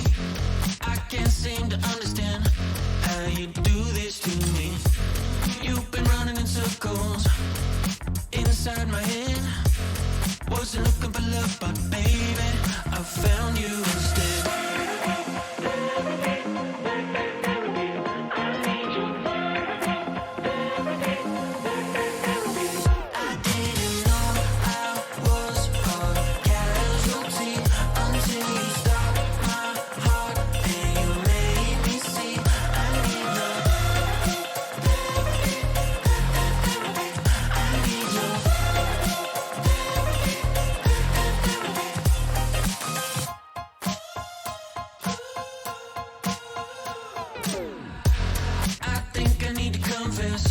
Saw you in the red dress. I can't seem to understand how you got all that finesse. Still been running in circles inside my head. Wasn't looking for love, but baby, I found you instead.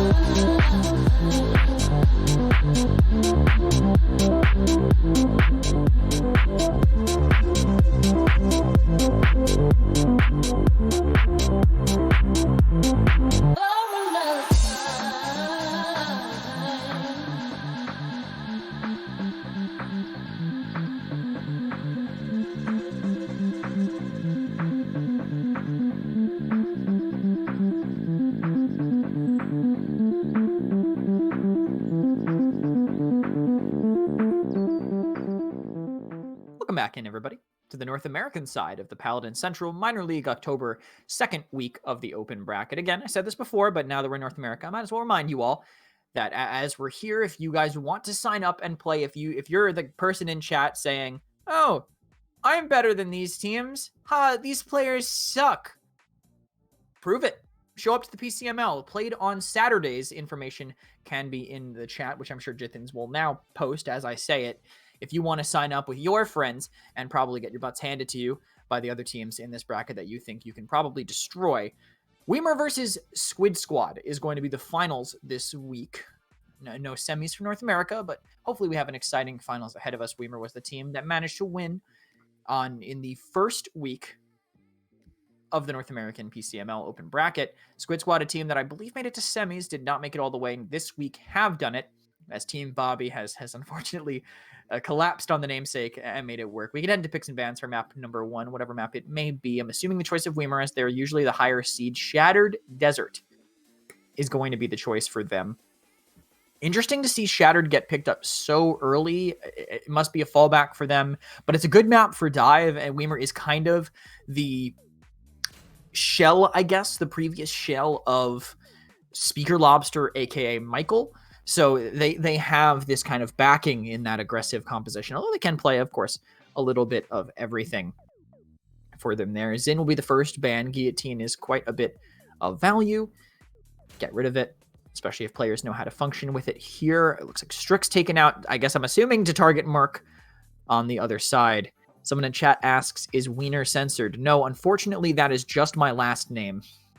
This is the burden I have to bear every day of my life. Genospanned on the side of Weimer as the second choice there. Definitely makes sense to have the, I think, the one of the stronger pocket supports taken out. Some teams in North America are leaning a little bit further towards Grover, maybe over Corvus in some sides, but they ban the Genos, and they're not really as aggressive towards looking towards getting rid of that Corvus, but we might still see him go pretty early here as Vivian gets removed by Squid as well. But Torvald's still available, of course. Again, they target Merc so hard they forget that Torvald is a character on one of his better maps here on Shattered Desert. So Torvald will be the first pick by them. Squid Squad think they have the answer with the Shaolin taken first to deny any mobility characters, maybe whether it be Rom, whether it be whatever flanker that Team Weimer ends up picking up.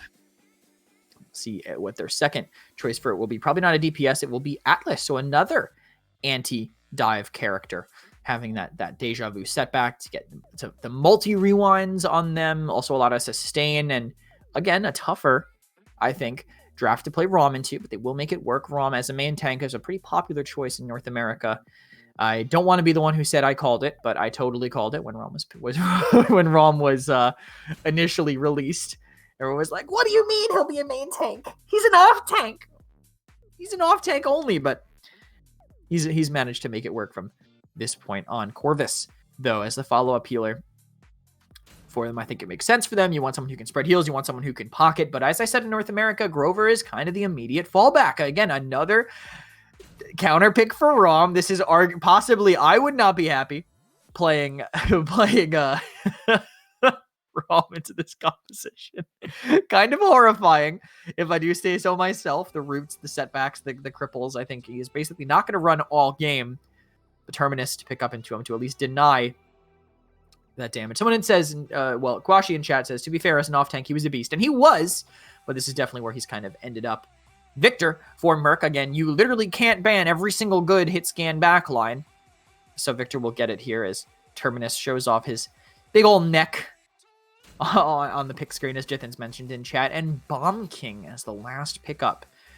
That is a solid. I just don't know if I love it on this map. He's not a bad character. He's not being picked a lot because of servers a lot of the time. I just don't know if I really love him on Shattered Desert. His range not necessarily as effective, but we'll see at the last pickup for Squid Squad. It is Koga. So Koga, hard into the Victor, solid into the Rom, but he is kind of, at least in PPL, I know we used to have him as a counterpick to Torvald. If you rush him with a Wrecker, get that extra adrenaline junkie boost. Probably won't function quite as much here. We'll head into the game to see exactly how Squid Squad managed to play around it. Squid Squad, a team that has died and been reborn more times than probably most religious figures in a lot of different parts of the world here, but Apache has always pushed this name and gotten them to work out here, as we see Kwashi on the Torvald for them, I think going to be very impactful for that team. Of course, we've seen what Torvald can do and what he will continue to do. And I'm really curious as to, I want someone in chat to tell me why every single Victor has dropped off of using the wide crosshaired gun. I've noticed like pretty much everyone has swapped away from it, when I don't think there's been a consensus that it's any worse. Everyone's using the default iron sights now. We'll see this rotation to the far right. Both teams are kind of mirroring each other. Early damage spread back and forth, but the nade doesn't really do anything though immediately. It gets caught out on that corner and falls. Asif gets stopped mid-dash, but doesn't really do anything else with it, as Toa now just pushes their core of their team. This Bomb King, I already see a little bit of delay in the bomb, so I can tell you right now, this was a hard game for Toa. I'll tell you right now, this is a hard game for him, just by seeing how these bombs are coming out here early, but he manages to keep quite a bit of pressure on them, with Asdif isolated and drawing quite a few eyes. Crush is actually the choice for the Terminus. We saw that a little bit of a stun earlier, but not enough to stop that ROM early and let them run away with it. But they now manage to stabilize on the side of Squid Squad as they move forward and try to retake this objective. Big spread from the Weem team here. Interestingly enough, having them all kind of fighting completely different sides of the map.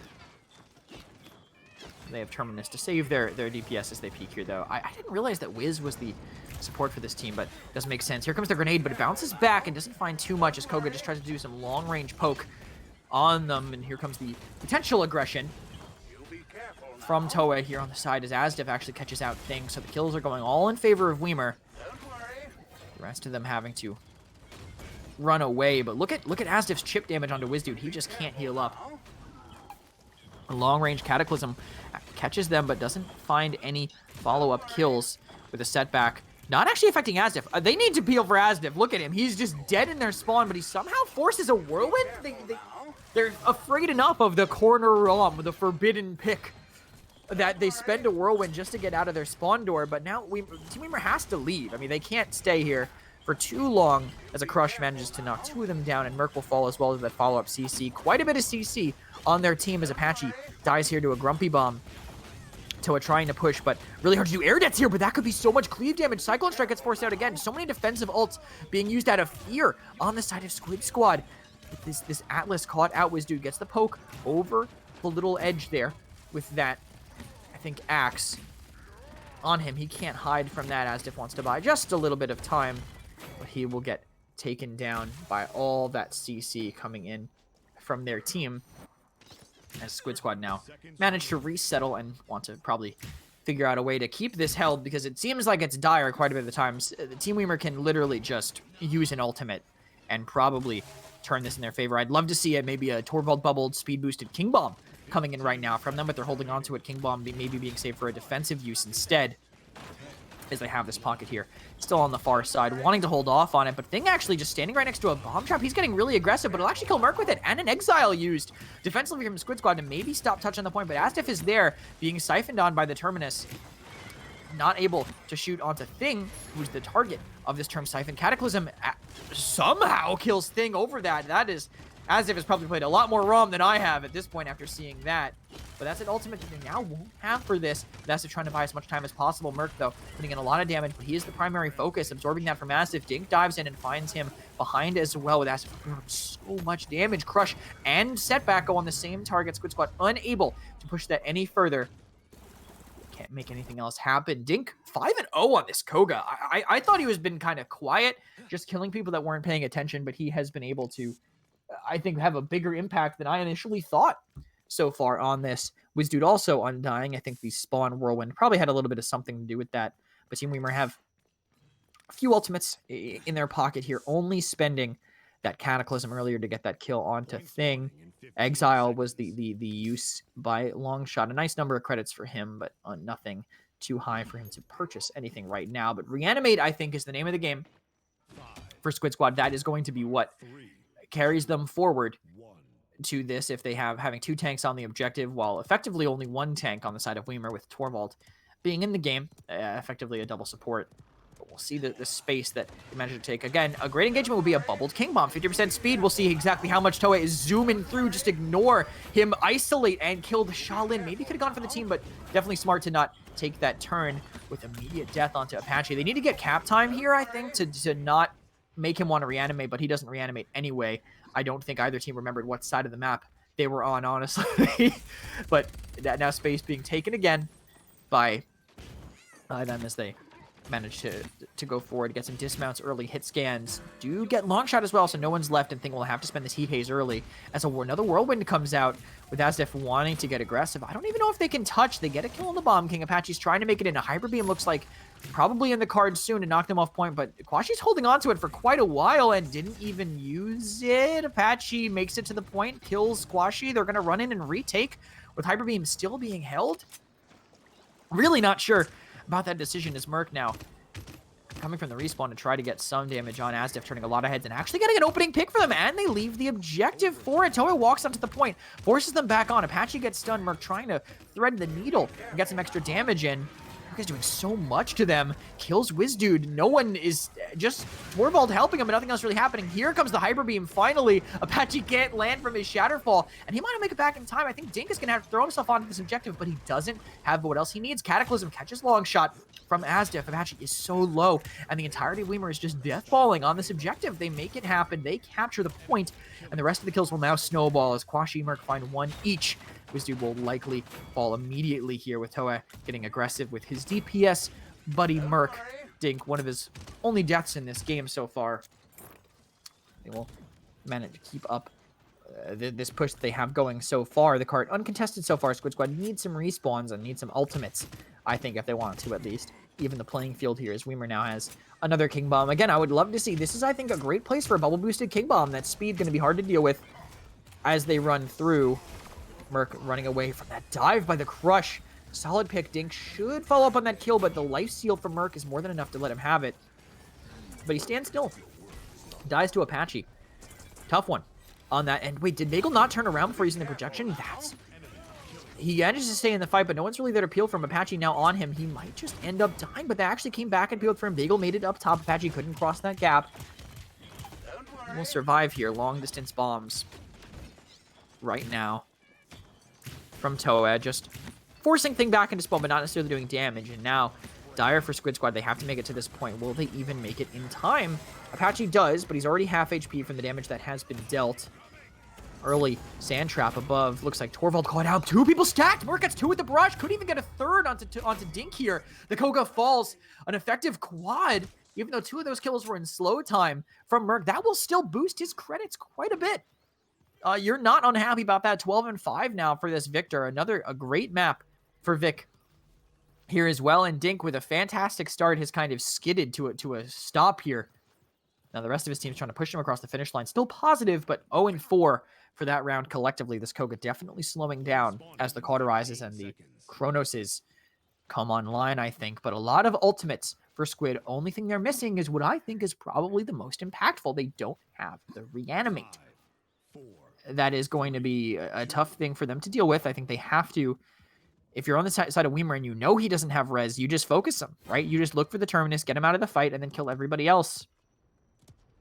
But now, look at this 5-stack from their team. Everybody there in the far side as Toei now playing with them. Here comes another bubbled King Bomb as we have this speed boost.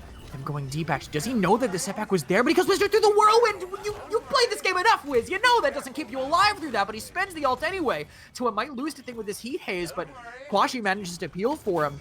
Apache now caught out late, still doesn't have res, and cap time still going for them with that right now as they want to move forward.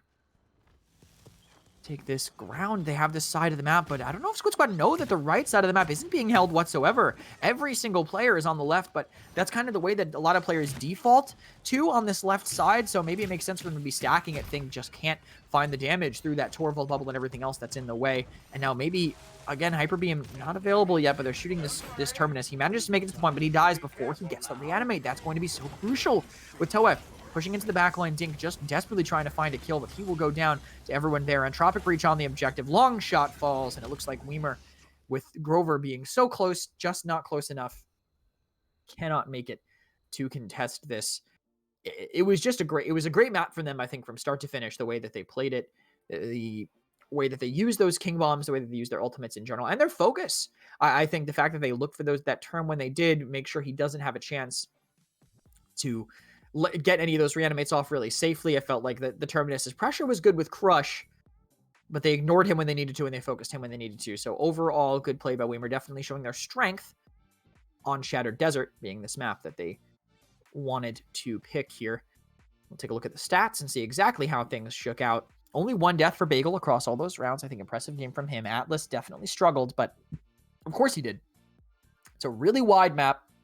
If you're playing Atlas, Victor is arguably one of your hardest counter picks that you can play into. Just a very difficult matchup for him to win effectively. Both the tanks kind of dying quite a bit. Thing also maybe struggling, but at the very least trading top frags for his team in the process.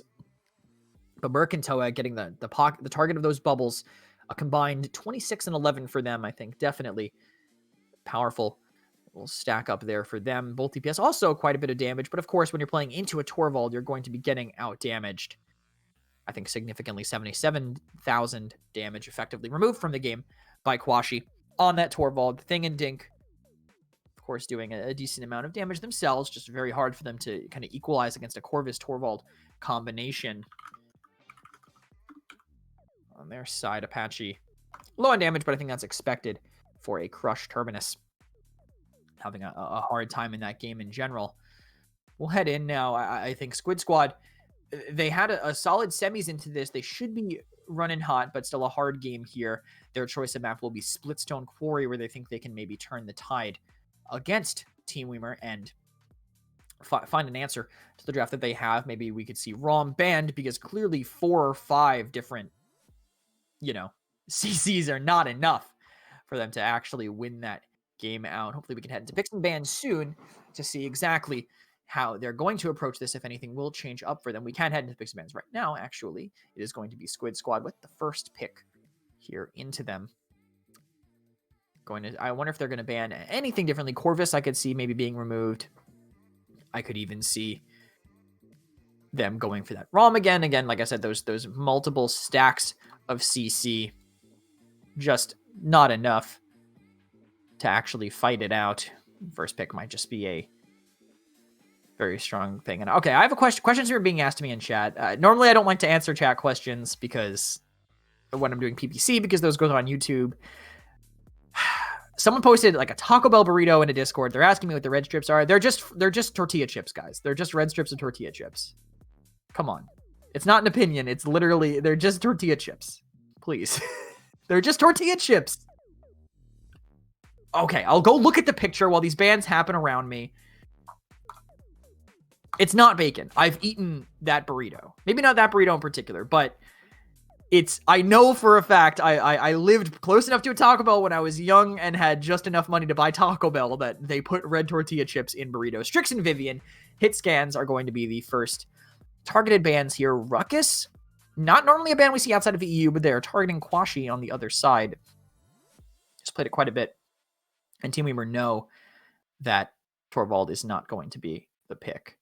I would never describe chips as red strips. Well, you're not the Taco Bell marketing director. They have made a mistake. I have eaten enough Taco Bell to know they are tortilla chips. Genos, first pick for Squid Squad. But Corvus is still up, so it's not like they have any specifically, I think. They're not taking anything away, really, other than Genos being a very strong pick. Buck directly into a Genos, I don't love.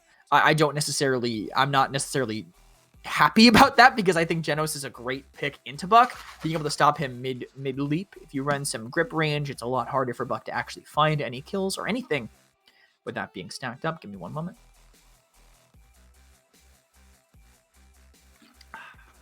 Gotta fuel up if I'm gonna be. Gotta fuel up if I'm gonna continue breaking down this draft here. Rom will be the next pick, so Squid Squad take that away from Team Weimer, who right now don't have really many answers. Although, clearly, answers don't mean anything for them. Rom and Androxus and Genos, a very aggressive start to this draft by Squid Squad. See how much further in they can take it. I want to see maybe, I mean, Grover, do you go, I don't know if you even go Corvus Grover. It's okay, but it's not necessarily the craziest one here. Koga, though, getting taken another flanker, a third flanker now for them. Splitstone verticality is very important. I think long-range poke damage is very important. Only really having that with Maeve right now. Buck and Koga will be the ones moving on their own. Otherwise, Squid Squad, though, they get that Cassie for that counter flanker potential. Impulse will do quite a bit to all of these picks so far from this team. Zin will be the last one for them. So some decent duelists, I think, against them. Maybe I would have even liked to see Mercy kill Tyra again. That actually might be kind of sweet, but we'll see what the tank is going to be for Team Weimer. It's not going to be anybody. It's going to be Lex. So a quad damage dealing game for them. Quad flanker.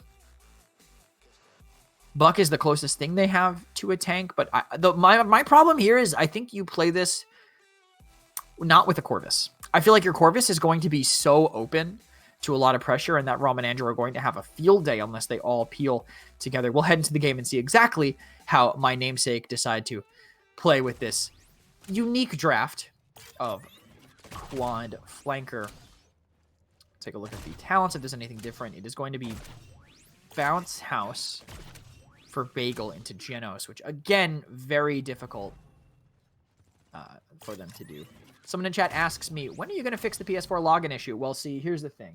I live across the country, and I don't actually work for the office. But thank you for the question. I will field anyone's that you send me here.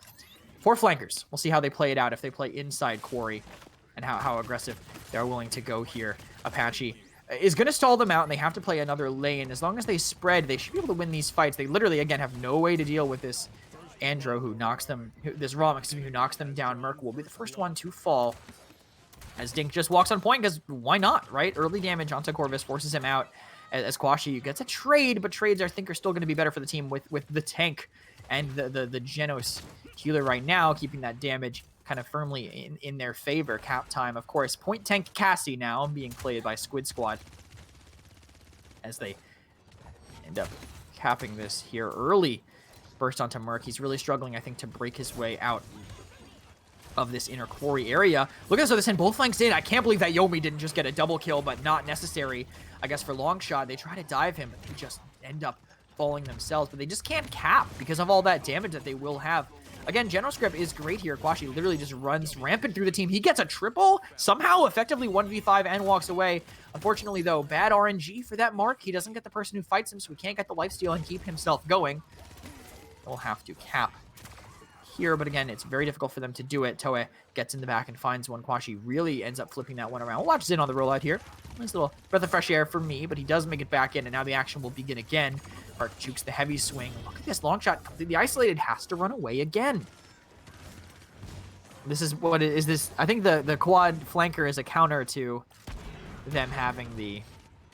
Now he can't run guillotine, right? Is that the strat as they hold it? But now regular spite doesn't execute anyway. Cyclone strike on the point, but they have to go through and touch it just to make that happen. No triple kill against everybody, against all odds this time for Kwashi. He will go down to Wizdude. Long shot. Follow up with one more kill. Apache takes it from him, but his pressure definitely helped them out significantly. Squid Squad, they have a little bit of space right now. The flankers that they have should take some ground if they can have the Andro come from above. But early pick onto Corvus. He tried to ult their miss on the spite, but they still get the kill anyway. But it's enough of a distraction for Impersonation, aka Kwashi, to get through and actually make it into the back. He dies, but trades another kill. This Lex, with all these damage stats being stacked up, no Genos needed to actually win some of these kills. The trades are still going their way, but Team Squid Squad are still moving this cart basically non-stop here. A lot of damage on Bagel, actually, right away. He does get away, though, thanks to the healing that they have. The Cataclysm doesn't connect on anybody either. I think maybe Toa died on the other side of the map, but they're so distracted. Kwashi runs in, kills Thing. Squid Squad now just trying to find a way to live, but how do you live against 4 flankers literally running you down? Dink trades 1 at the very least into Merc, but Weimer managed to stabilize and hold on to this high ground. Gonna go a little bit farther forward than that, of course, though, with them moving into lava and going through a lot more ground. But they stop. they don't go any more forward than that. They know they can't really get away with it, I think, against the comp that is waiting for them. Thing getting dangerously low, actually. Bagel in an interesting spot. I think he just used his jump to knock them up. But he's literally 1v5, and not a single member of Weimer is lifting a finger to help him. They've just accepted his fate. Dink barely gets away. See this run from Apache right now, trying to go up top. They have 2 picks early. Can't make it to Merc, though. Cyclone Strike actually kind of blind by Merc. If he hadn't used it there, he would have died, but it ends up just being an ult and a death for a one-person trade. Definitely not value. I would say for that, Apache will be able to move this cart for now. But he has to be willing to get off of it to peel for his team, because that's where the flankers will take the advantage, I think. If they go past and end up fighting the backline that they can't really help them deal with whatsoever. But these flankers completely control the mine side of things. Longshot has to do a blind Billow here to stay alive, but 2 kills still in their favor. Entropic Breach and literally nothing. Interesting choice by them there as they get some more kills with this. These flankers are doing quite a bit, being able to pierce through their team. They don't have enough people to disengage and peel them out to keep them alive. They managed to hold because of that. Defense is going to be definitely their strong suit, but the mids is going to be where things get difficult. Let's go look at these stats here. Actually, there was a build I wanted to see, but I, for the life of me, can't remember it already. So I'm just going to, if you can give me an F6, and I'll just lean in really close to the monitor. Not F6, sorry, F7. And I'll just lean in really close to the monitor and see if I can remember the build I was thinking about, because I've already forgotten. Yes, it was long shots. It was Malice. He's running Malice 3. Seen a little bit more in Europe than in North America, that reload speed on the Xin. But it makes sense for Yomi, I think, when you really need to win some of these duels, with that extra little bit of speed to help you stay in fights a little bit longer. Also probably going to help against a quad flank team. I think if there was ever a time to bust out the Malice build, it would be against what Weimer have drafted here on Splitstone Quarry. Squid Squad starting this, even here on this side, but at Midnight should be an engagement, but the rest of Squid Squad are just kind of deathballed right now as Toa stays over here. 2 kills. Hey, guess what? You spread apart, you get midnighted. Part of you deathballs, but they just find and kill the other side of your deathball. Merc now diving. Genos getting very low. Wizdude will fall. Dink will also go down here. Apache trying to stay alive, but just can't. And 13. Merc way overstepping his boundaries right now. He is super omega dead. I don't know what he is thinking as he falls. 48% right now for them. Now they don't have this. Look at this actually catch on Kwashi with that spite. Perfect timing by them. Accursed Arm should stop this point cap. Bagel dangerously forward here, but will still kill. Looks like he does get Thing a little bit later in that engagement. We try to dive this long shot. This is in over here, but can't make it happen. Wizdude just gonna brawl out probably. That's kind of what Genos has to do. Merc actually gets the trade and might kill long shot too. He doesn't have any abilities. Oh, excuse me.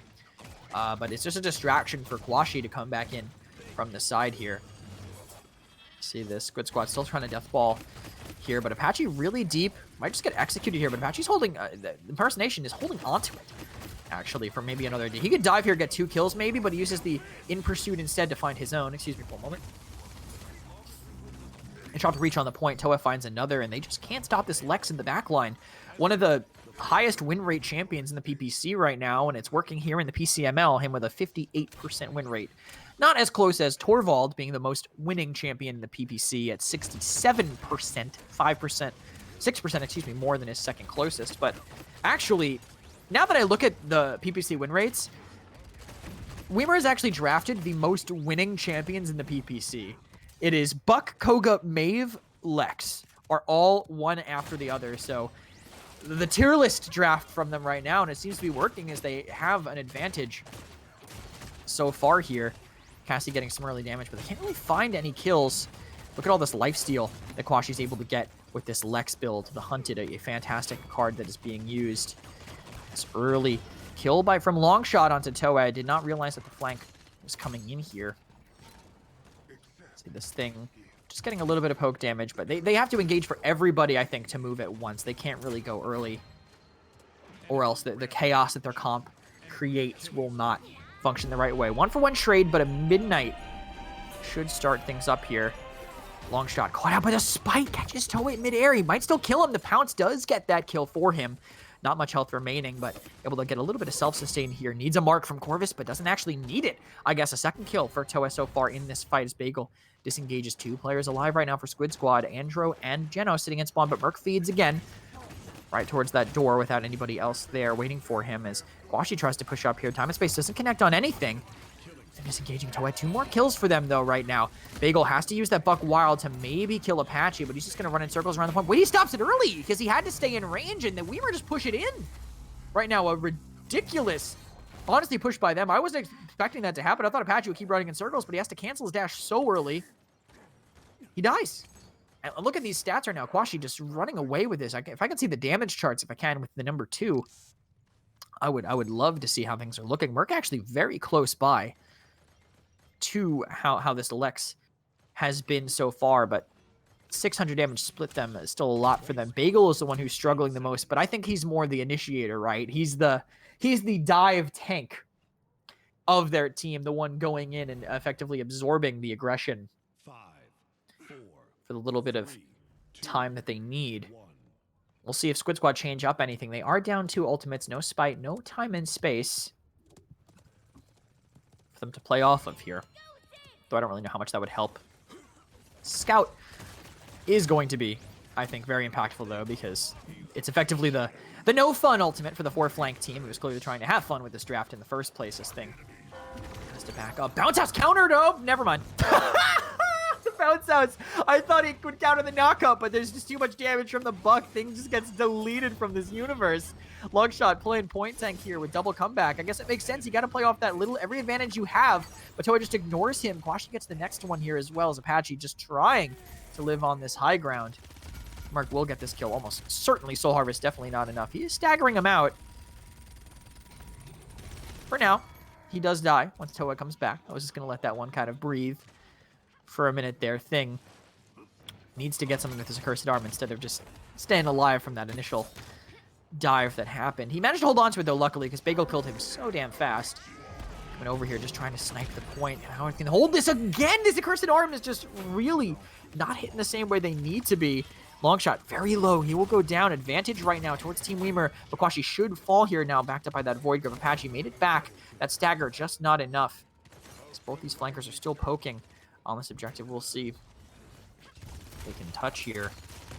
He still cap this Apache, though. So much damage reduction. These flankers can't stay alive necessarily long enough to keep them in the fight. Captime going their way. They have OT, but no one to really extend it, right, with these 4 flankers. I think Kwashi, the only one who can really do it, and he needs to get lucky with the lifesteal. Anyway, Bagel, what? It's just right there, but he doesn't leap through. He was afraid to make a move. Apache cleans up 2 with a shoulder check. Longshot will get another. And Squid Squad managed to run that mid. I don't even know. Maybe now that we're going... Can I see the items really quick? I want to see if any itemization is kind of turned on a little bit. It's kind of later. It is F6 to see those, if I could just take a look. Haven is coming online, and that might be the difference maker, helping them win these fights, and also a little bit of Cauterize, of course, to help fight off that. A double time and space kill from Wizdude. He goes right into Saw, catches 2 of them, and more kills going their way. These ultimates, fantastic here. Now, Bagel also falls a full wipe on Team Weimer. They need to get close to the doors and not let them get through because they just don't have the health to make it happen. But they're too afraid to go forward. They're afraid of the damage that'll come out. Dink has to sit back, but giving them that space to come out helps so much. As Toei, Kwashi, and Merc all try to go behind, but Longshot gets Kwashi with a heavy swing. This cart's still moving, and Bagel has to be the one to contest it, but he's already getting bullied out here early. Thing is the focus of the flankers. He dies first. See what else. The rest of them are kind of deathballing in together. Entropic Breach to maybe buy some time along. Back to the Cyclone Strike as well, trying to kill Dink. But Merc doesn't commit to that, even with the rest of his flankers there. Dink still getting some good damage on his team, but will eventually die to Kwashi on the respawn. Apache is here. Maybe he just uses a Cataclysm and gets 4 people here, but not going to be the way we see this happening. Apache falls on the card as well. And they play up top. Probably in the mines again. It's been a common choice by them, I think, to play in those mines, just to be able to get behind them. I think it's a very smart play to play these flankers. I think that's basically the only way that you hold on to things. As I said, one after another against Longshot, at least to poke him down, but nothing got of it quite yet. Thing kind of approaching the same way a lot of times, so they have people holding back to stare at him. Longshot gets the first kill into Kwashi. That is an opening that they will want to abuse as quickly as possible. Apache already in, actually, off of that pick. Play next to the carpet. They lose Thing, trying to do a similar play here. Squid Squad could actually take this fight. Weimer, they have 2 players distracted, and they do get something out of it. Apache will probably die for this. Bounce House doesn't stop the Rom Dash in time, but Long Shot comes over a little bit too slow. 10, 9, 8, Right now, though, Weimer trying to go forward 6, and hold 4, a little bit of space here. Kwashi gets 2, and it'll definitely help them stabilize and hold this area down. Long Shot gets 1 more, just for some credits there near the end. As Squid Squad are 5 ultimates strong. 17 and 12 for Long Shot. They picked up the Xin late, and I think it is definitely working for them so far. Having the Xin to win some of these duels against these flankers, having a lot of ways to buy time, because if they go in and don't immediately get a kill, it's not really going to function as effectively. They need kills to happen. point spawning in 15 seconds. Looking at this, though, only missing Cyclone Strike on the side of Team Weimer. As I've actually just realized, I believe Weimer won the first map. It actually just hit me that I think that the team scores are wrong, unless I'm crazy. 2, I don't believe I'm crazy. They won on Shadow Desert. It is flipped. So we'll see if we have a chance to flip that around. Team Weimer is up 1-0, by the way, for those of you who don't know. But right now they play on the inside. Look at this aggressive push into the back onto the Andro thing, actually just buying a lot of time. Squid Squad should push off of this, but they're not. They're just capping. They're like, hey, we have single comeback, guys. We can win the game off this. As they sit on that objective, looks like Midnight Use countered by Scout. Early push onto Kwashi, but he'll stay alive thanks to the Corvus, thanks to the lifesteal on his build. Dink will trade out on Toei, though, but Kwashi keeps things even for now as we managed to reset on this objective. Hard disengage here, though. From Squid Squad, they need to stay alive to actually be able to refight. They can't lose anybody because we will win those trades if Rom dies. Impersonation. Kwashi tries to go in on the Andro, but Xin will get the peel instead for them. No one capping the objective now. Squid Squad really needs to get that time in if they're going to take the advantage of their single comeback here. Rom just buying as much time as he can in the back. Doesn't have Cauterize, so he really can't kill anybody. All he can do is buy time. I guess he can kill people with his shoulders, right? A shoulder check there on a Bagel will find that next kill after that first one. He was able to get onto the Corvus. As Christian Arm comes out just to dive the back thing, kills Kwashi. Squid Squad win another mid off of this bit of a retake here. See this, though. From here, Long Shot just trying to delay as mines continue to be in favor of Squid Squad. I mean, of Team Favor Weimer, excuse me. This is the area that they have to hold, I think, to make this work. Toei is just not paying attention. Dink walks in, the disengage, the Megaton, the knockbacks, juggle him in the doorway. He can't make it through, but kills go in favor of both teams. It's even right now. Apache absorbing as much as he can, but he can't finish any kills at that range without Cauterize. So he runs just in circles now right here. This could be a good Cataclysm, but his team is just not there to finish up. They are just getting annihilated here on some of these pushes. They should get this Xin on the retreat. Lex and Koga both staying very aggressive here. Dink falls to those consistent headshots, and the counter flank from Dink helps for now, but Toei is there to collapse. Void Grip keeping him in the air. Look at this push still from Kwashi, just all over them in the back line. This dude dies. Slow sensitivity from Kwashi, who swapped to the sticks for this game. Quick death potentially there. Onto Asdif. Now not able to keep the team alive, but kills are going kind of both ways around here. Merc still just causing chaos in the back line. Will eventually go down to the combination of Andro and Genos. Questros makes something happen. They need to get on this objective, though, if they can, but they can't really play it that much. Lift on him, but no one's there to clean up. No synchronization there. They do eventually rotate over, but they gave those flankers time to kind of get in and maybe set something up here. Have some good positioning from Squid Squad. If they play near each other to peel from those flankers, they can pick a side and push it. They just have to not get pinched by them once they actually make a move in. Here comes Lex. He has been the most important player, I think, for them playing on this side. But Squid Squad are just ignoring him for now. They're delaying him and fighting everybody else. Longshot cleans up 2 more as things still trades into him. Does win that 1v1 versus Quash. As this card gets closer. Only 20 seconds remaining. Ultimates are also up for Squid, so they can spend something here. Another one goes down. Merc dies in the spawn door as they try to make it in, but Midnight completely denies any chance of connecting that spike. Toei's on the point, trying to buy some time. He will also go down. No tanks to delay the point. There's no way they can do it. Squid Squad into those 4 flankers make it work. The chaotic comp from Weimer could have functioned. But when it came down to it, you need a tank. You got to cap, you got to contest. And none of those things were capable for the Weimer composition that they ended up picking up. So Splitstone Quarry Squid Squad's pick ended up functioning fantastically. 1-1 now between these two teams in the finals of the PCML. Next game is going to decide what team will walk away with the most points for seeding and the most crystals at the end of this week's matchup here. Again, if you think, I'll actually talk about it after these stats. I'll run through those really quickly here. It looks like these are still the stats from Shattered Desert. So I will hold off on breaking those down until we get the stats from Splitstone Quarry. I will say, though, if you think that you can join in and play 4 flanks or beat these teams that are playing these kind of compositions, sign up. PaladinCentral.com. You can play. You can play and you can maybe succeed if you think you can make this happen. Just find a team and play. !PCML in chat if you want to compete and potentially win crystals, potentially win some stuff there. Let me take a quick drink to talk through these stats. High death game, high kill game. Probably absurd stats game. Look at those credits, by the way. On the side of Kwashi, 6,200. Oh my god, 62,000. That is I think one of the benefits of Lex if you're constantly fighting your targets.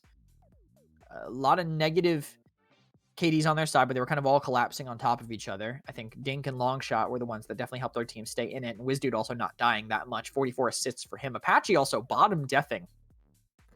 Very hard for them to collapse on, I think, as much as them. Bagel made quite a bit of space, but still hard for him to engage as much into the Genos, I feel, of WizDude and Apache especially. We'll see the damage stats here. And Merc actually at the top managed to just barely edge out Kwashi there near the very end without as much damage boost as him. But also I think he was the one matching up with Apache quite a bit. You can tell because he took 214,000 damage for him there. So a honestly ridiculous stat line near the very end there for him. So game number 3, it is going to be loser's pick here. So it will be Weimer who get to choose the third map. And hey, why not play on Jaguar Falls? I always mention this on the PPC broadcast, but this is the map where the better team wins. At least that's how it was kind of viewed in the PPL. So if Weimer are confident enough to pick 4 flanks, they're confident enough to go to Jaguar Falls and try to take it right to Squid Squad. We can head into picks and bans and take a look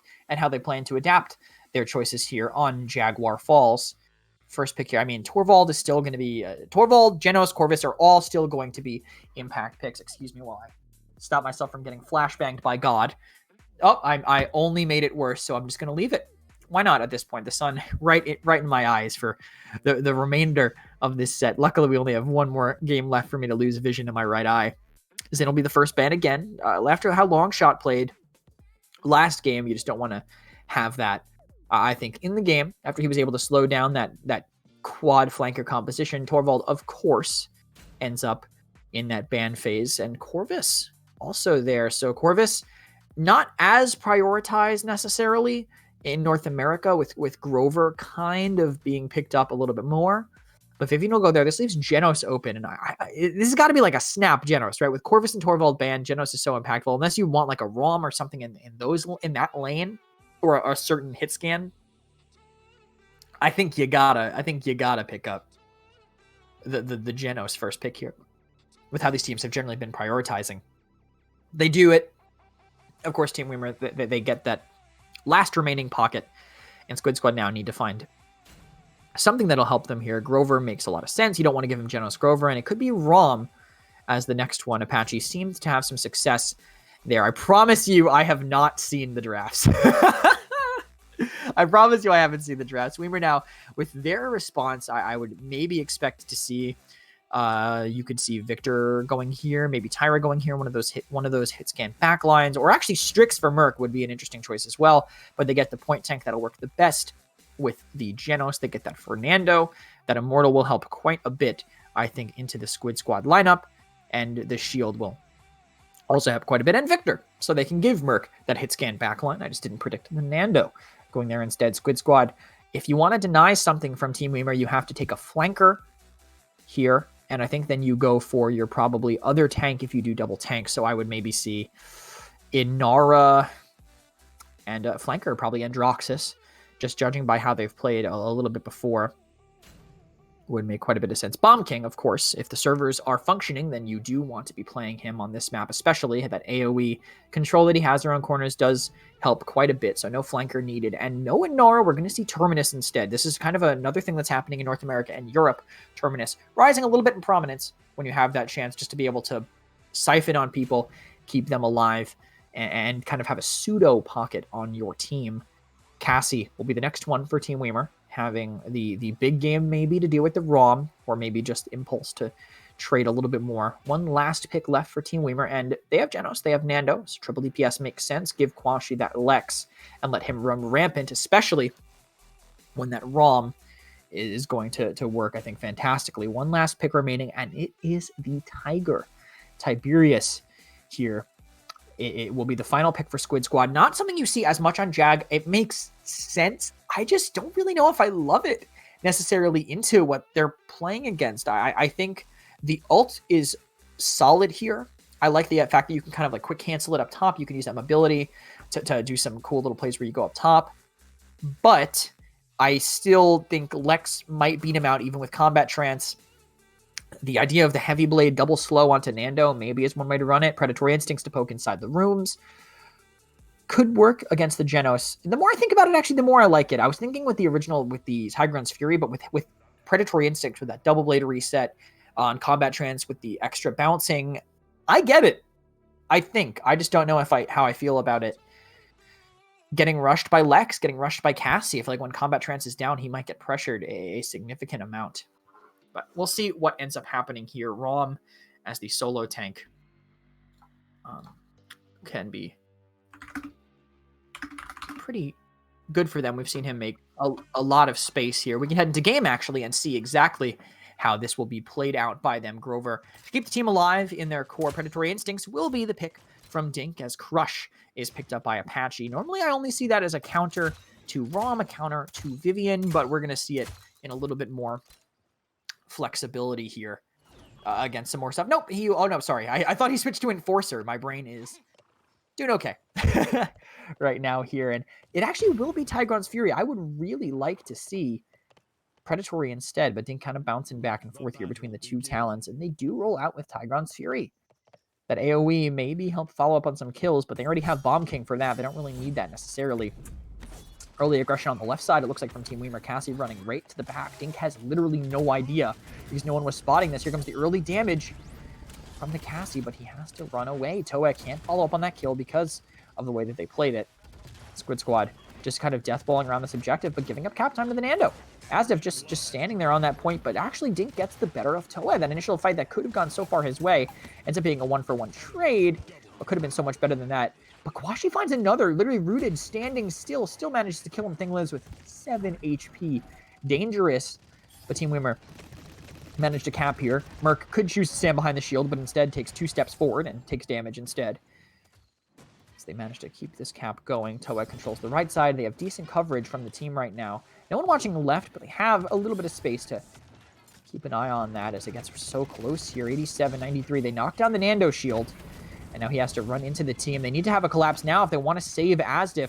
Apache misses the run onto them. Merc now getting pushed, actually, long shot, excuse me, not Apache. Getting pushed by this ROM, but Victor just wins that this early in the game when there's no cauterize. Obviously wins that fight. They go in, they kill the Bomb King. They only lose 1 for it. Kills are still going their way as Merc cleans up quite a few at the end of this fight.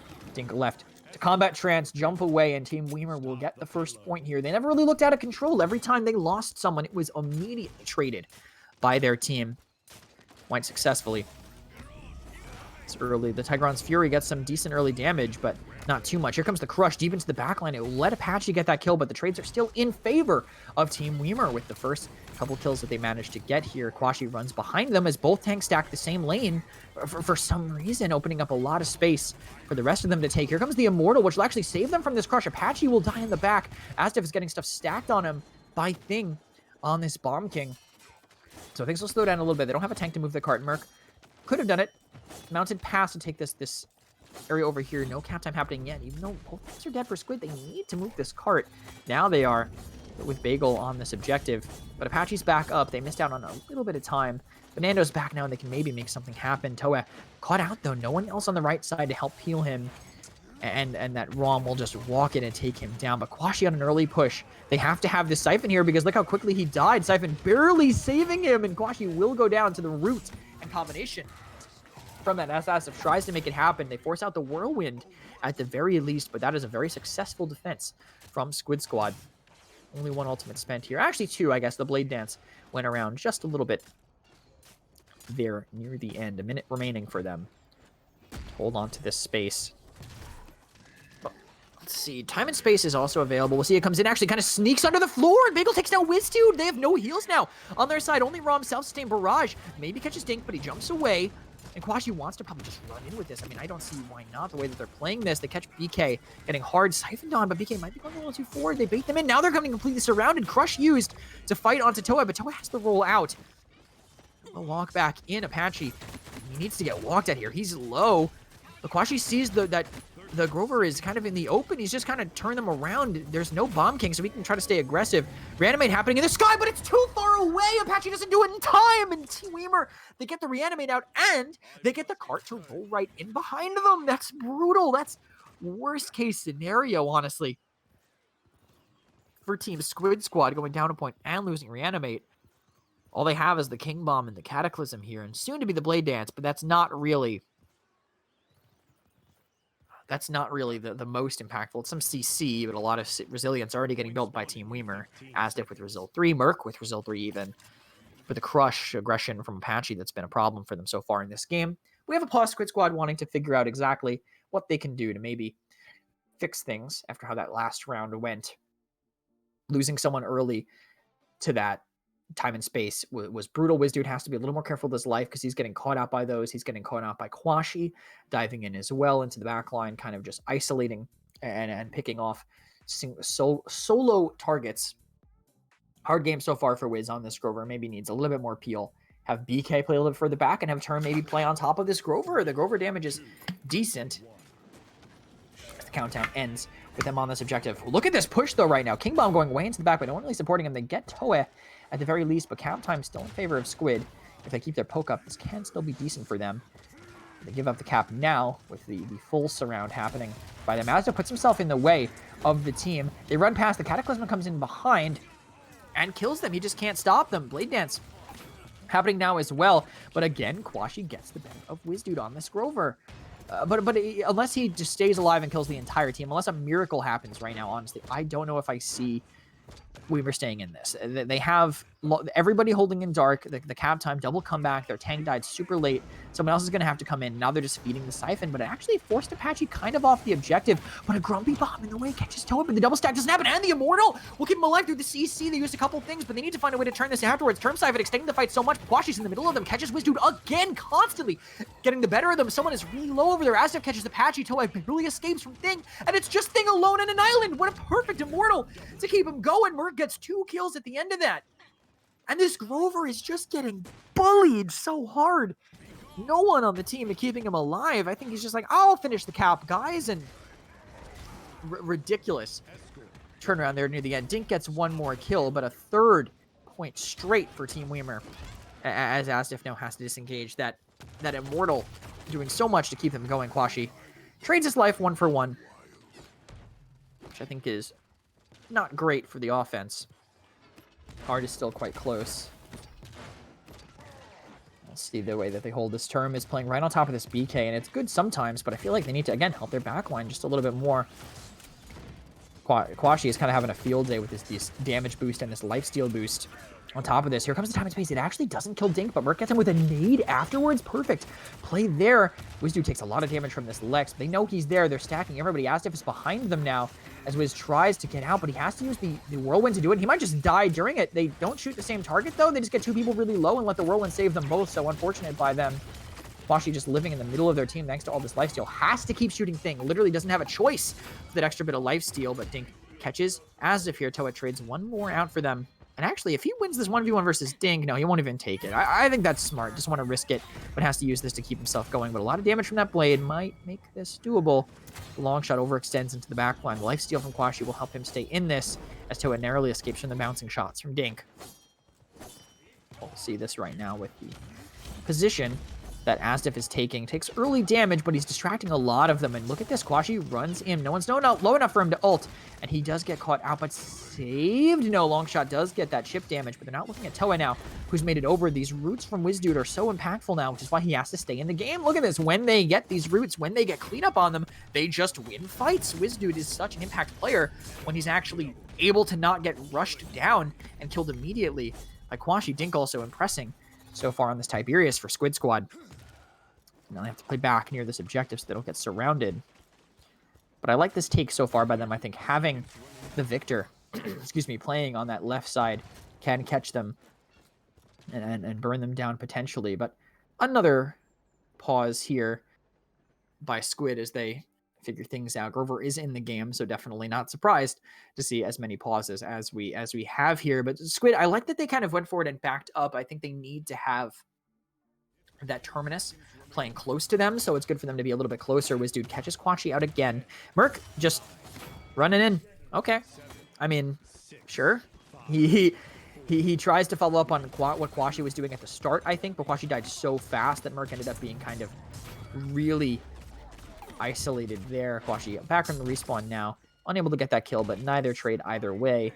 And now it's going to be an ultimate game here on what could be the last mid if Team Weimer play this properly. A lot of ultimates up for them. No Cataclysm available for long shot, but a lot of the other CC ultimates are there. But a lot of resiliences are getting bought because they have Crush, they have the slow on the Heavy Blade, they have the roots. It definitely needs to happen. We'll take a look at how they exactly decide, how both teams decide to run this. If they stack any ultimates, then Asdif can just counter all of them with his Immortal. So I think Squid Squad have to be so careful about how they spend these things. We'll take a look at how they approach this. That I think will be the tell for what they exactly plan to do. A very big spread by Team Weimer, which means the Immortal won't be as effective. Here comes the King Bomb.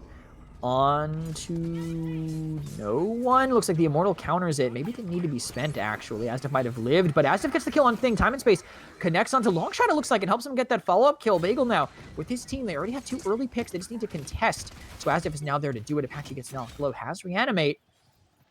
But the timing of his death, the fact that he's not contesting, the fact that they might lose Wiz to Kwashi again, brutal, means that he might be back up. He might be able to do something in time.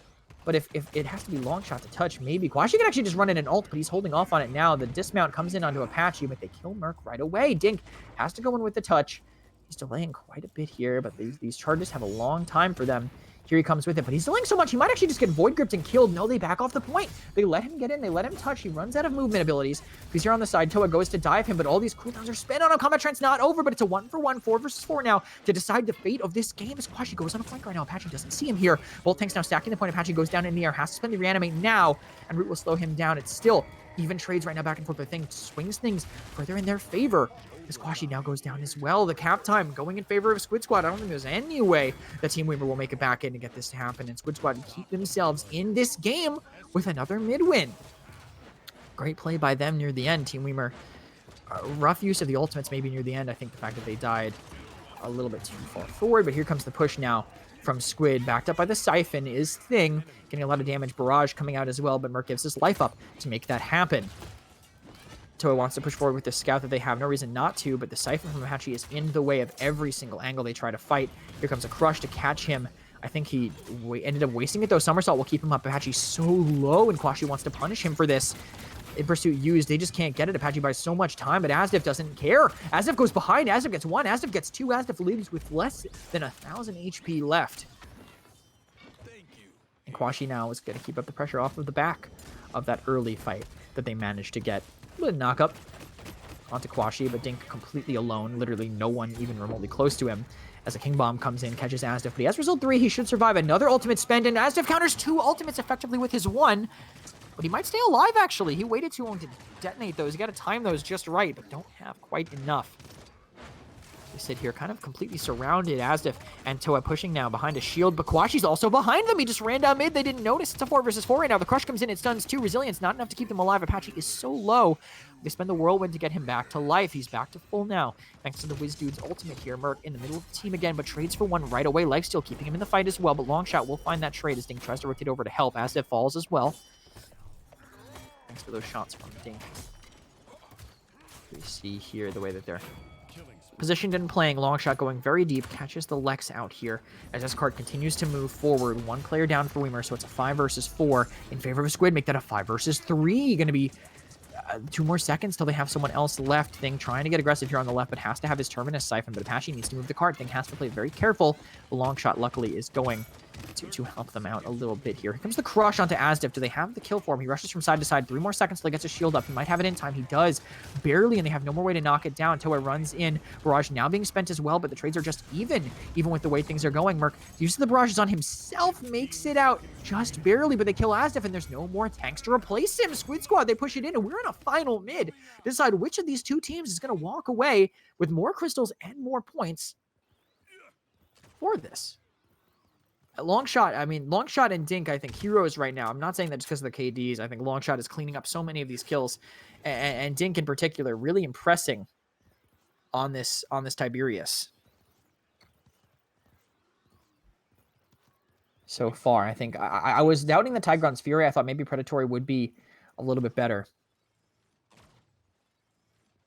but I think the way that they have it helps quite a bit. Does Rom have caught? Someone's asked. Yes, Legacy. He rushed, caught 3, and his Chronos afterwards. Comeback mechanic, as someone else in chat points out, so it's going to have to be whatever team uses their ultimates better, functions with this a little bit better. A lot of the teams are mostly bought out. We have some cap time here happening. Dink gets the first kill immediately onto Toa. That's going to be a great look for them at the very start, but Apache doesn't realize that he's flanked by Kwashi as Merc rotates over to Dark. Longshot can't get the Cataclysm off. There's so much damage coming in from this Victor, and now Dink is just holding onto this blade, unable to do much with it, but they kill the Lex. He's been such an impact player for them, and now they don't have him to deal with, but Astif is getting cap time going up. This means that if Team Weimer lose and then retake, Squid Squad won't have a chance for a refight. These early picks going their way most of the time. I'll see this early poke onto Thing. Thing goes down, actually. Kwashi came back, but a Cataclysm might have something happen. Double CC, but Resilience is so impactful, but Impersonation, Kwashi on this Lex comes around the side. Here comes the Reanimate, but it's just to keep him alive, to keep him contesting. They needed that, though. Siphon has to be here, but he goes to the point and doesn't go to help Wizdude, so Kwashi runs in. Kwashi goes Wizdude. Kwashi's still fighting the Rom as well in the back. They're trading life back and forth. Crush countered by the Immortal. Apache gets run down by Merc, but he barely stays alive. Astif gets the kill with the burn. Thing gets so low, but Merc, they knocked the bombs off of him, but it doesn't matter. No one else on Squid Squad goes in. Weimer just sits on the point the entire time. That Immortal keeps them up through that. They just out-tank them near the end of the day. You don't need 2 when you have 1 as good as Asdif. And Team Weimer, for the 2nd week in a row, make it to the #1 spot here, pretty much cementing themselves at the highest slot here going into week 4, even though there is still 1 week left. I don't know if any team can really contest with 2 first-place finishes in a row. Great play by them. I thought both the drafts for both teams were fine. They just didn't have a way to really properly deal with that. Lex, Kwashi on this Lex kind of just cutting through the core of their team at all. He just, every time I felt like, I'm like, all right, this fight's kind of going well their way. Oh yeah, because they had everybody sent in one direction, and they're ignoring Kwashi to do basically whatever he wants here. 9-9 for Asdif, but I think he was one of the hero players for their team. Kwashi, of course, the another impact player, surviving through a significant amount of damage. Dink, not as much of an impact in the final fight, 1 for 1 basically, but still, I think, impressing on this Tiberius, showing what that character can do. Longshot and Apache. Apache, I mean, you look at 4 and 10, you're like, oh, what did he do? But Apache also, his Siphon, wherever his Siphon was basically a 1 fight for his team. It shows what Terminus can do without necessarily being so high in the stat line. A lot of utility that he brings to the table. Mark, quiet in the KD department, but pretty high up in the damage department. 165,000 for him. The one kind of making that room for Kwashi and Toa to collapse on and play off of, more or less than anything. 100k for Dink, and Thing bullies through the server and makes it happen on this Bomb King. 90,000 for him there. I think not surprising to see Bomb King being successful, but just very hard for Squid I think whenever they had to ignore one side of the map, the other just fell completely out of their control. But again, congratulations to Team Weimer for their first place finish for the second week in a row. Definitely saying, hey, we are the best team in North America, and you're going to have to get through us if you want to take that title from us. Thank you guys so much for tuning in and hanging out for this week of the Paladin Central Minor League. For more competitive Paladins content, you can check any of those players' streams out. Most of them were talking in the Twitch chat during that game. You can tune in on Thursday at 1 p.m. for the Paladins Pro Circuit, casted by me, Dolson, Gormizer, and Finch. You can tune in on the other days for the community broadcast. And of course, a week from today, Monday at noon, Paladin Central Minor League week number 3 next week. Thank you guys so much for tuning in. Loved to have you with me. Loved to bring it to you. And I'll see you next time.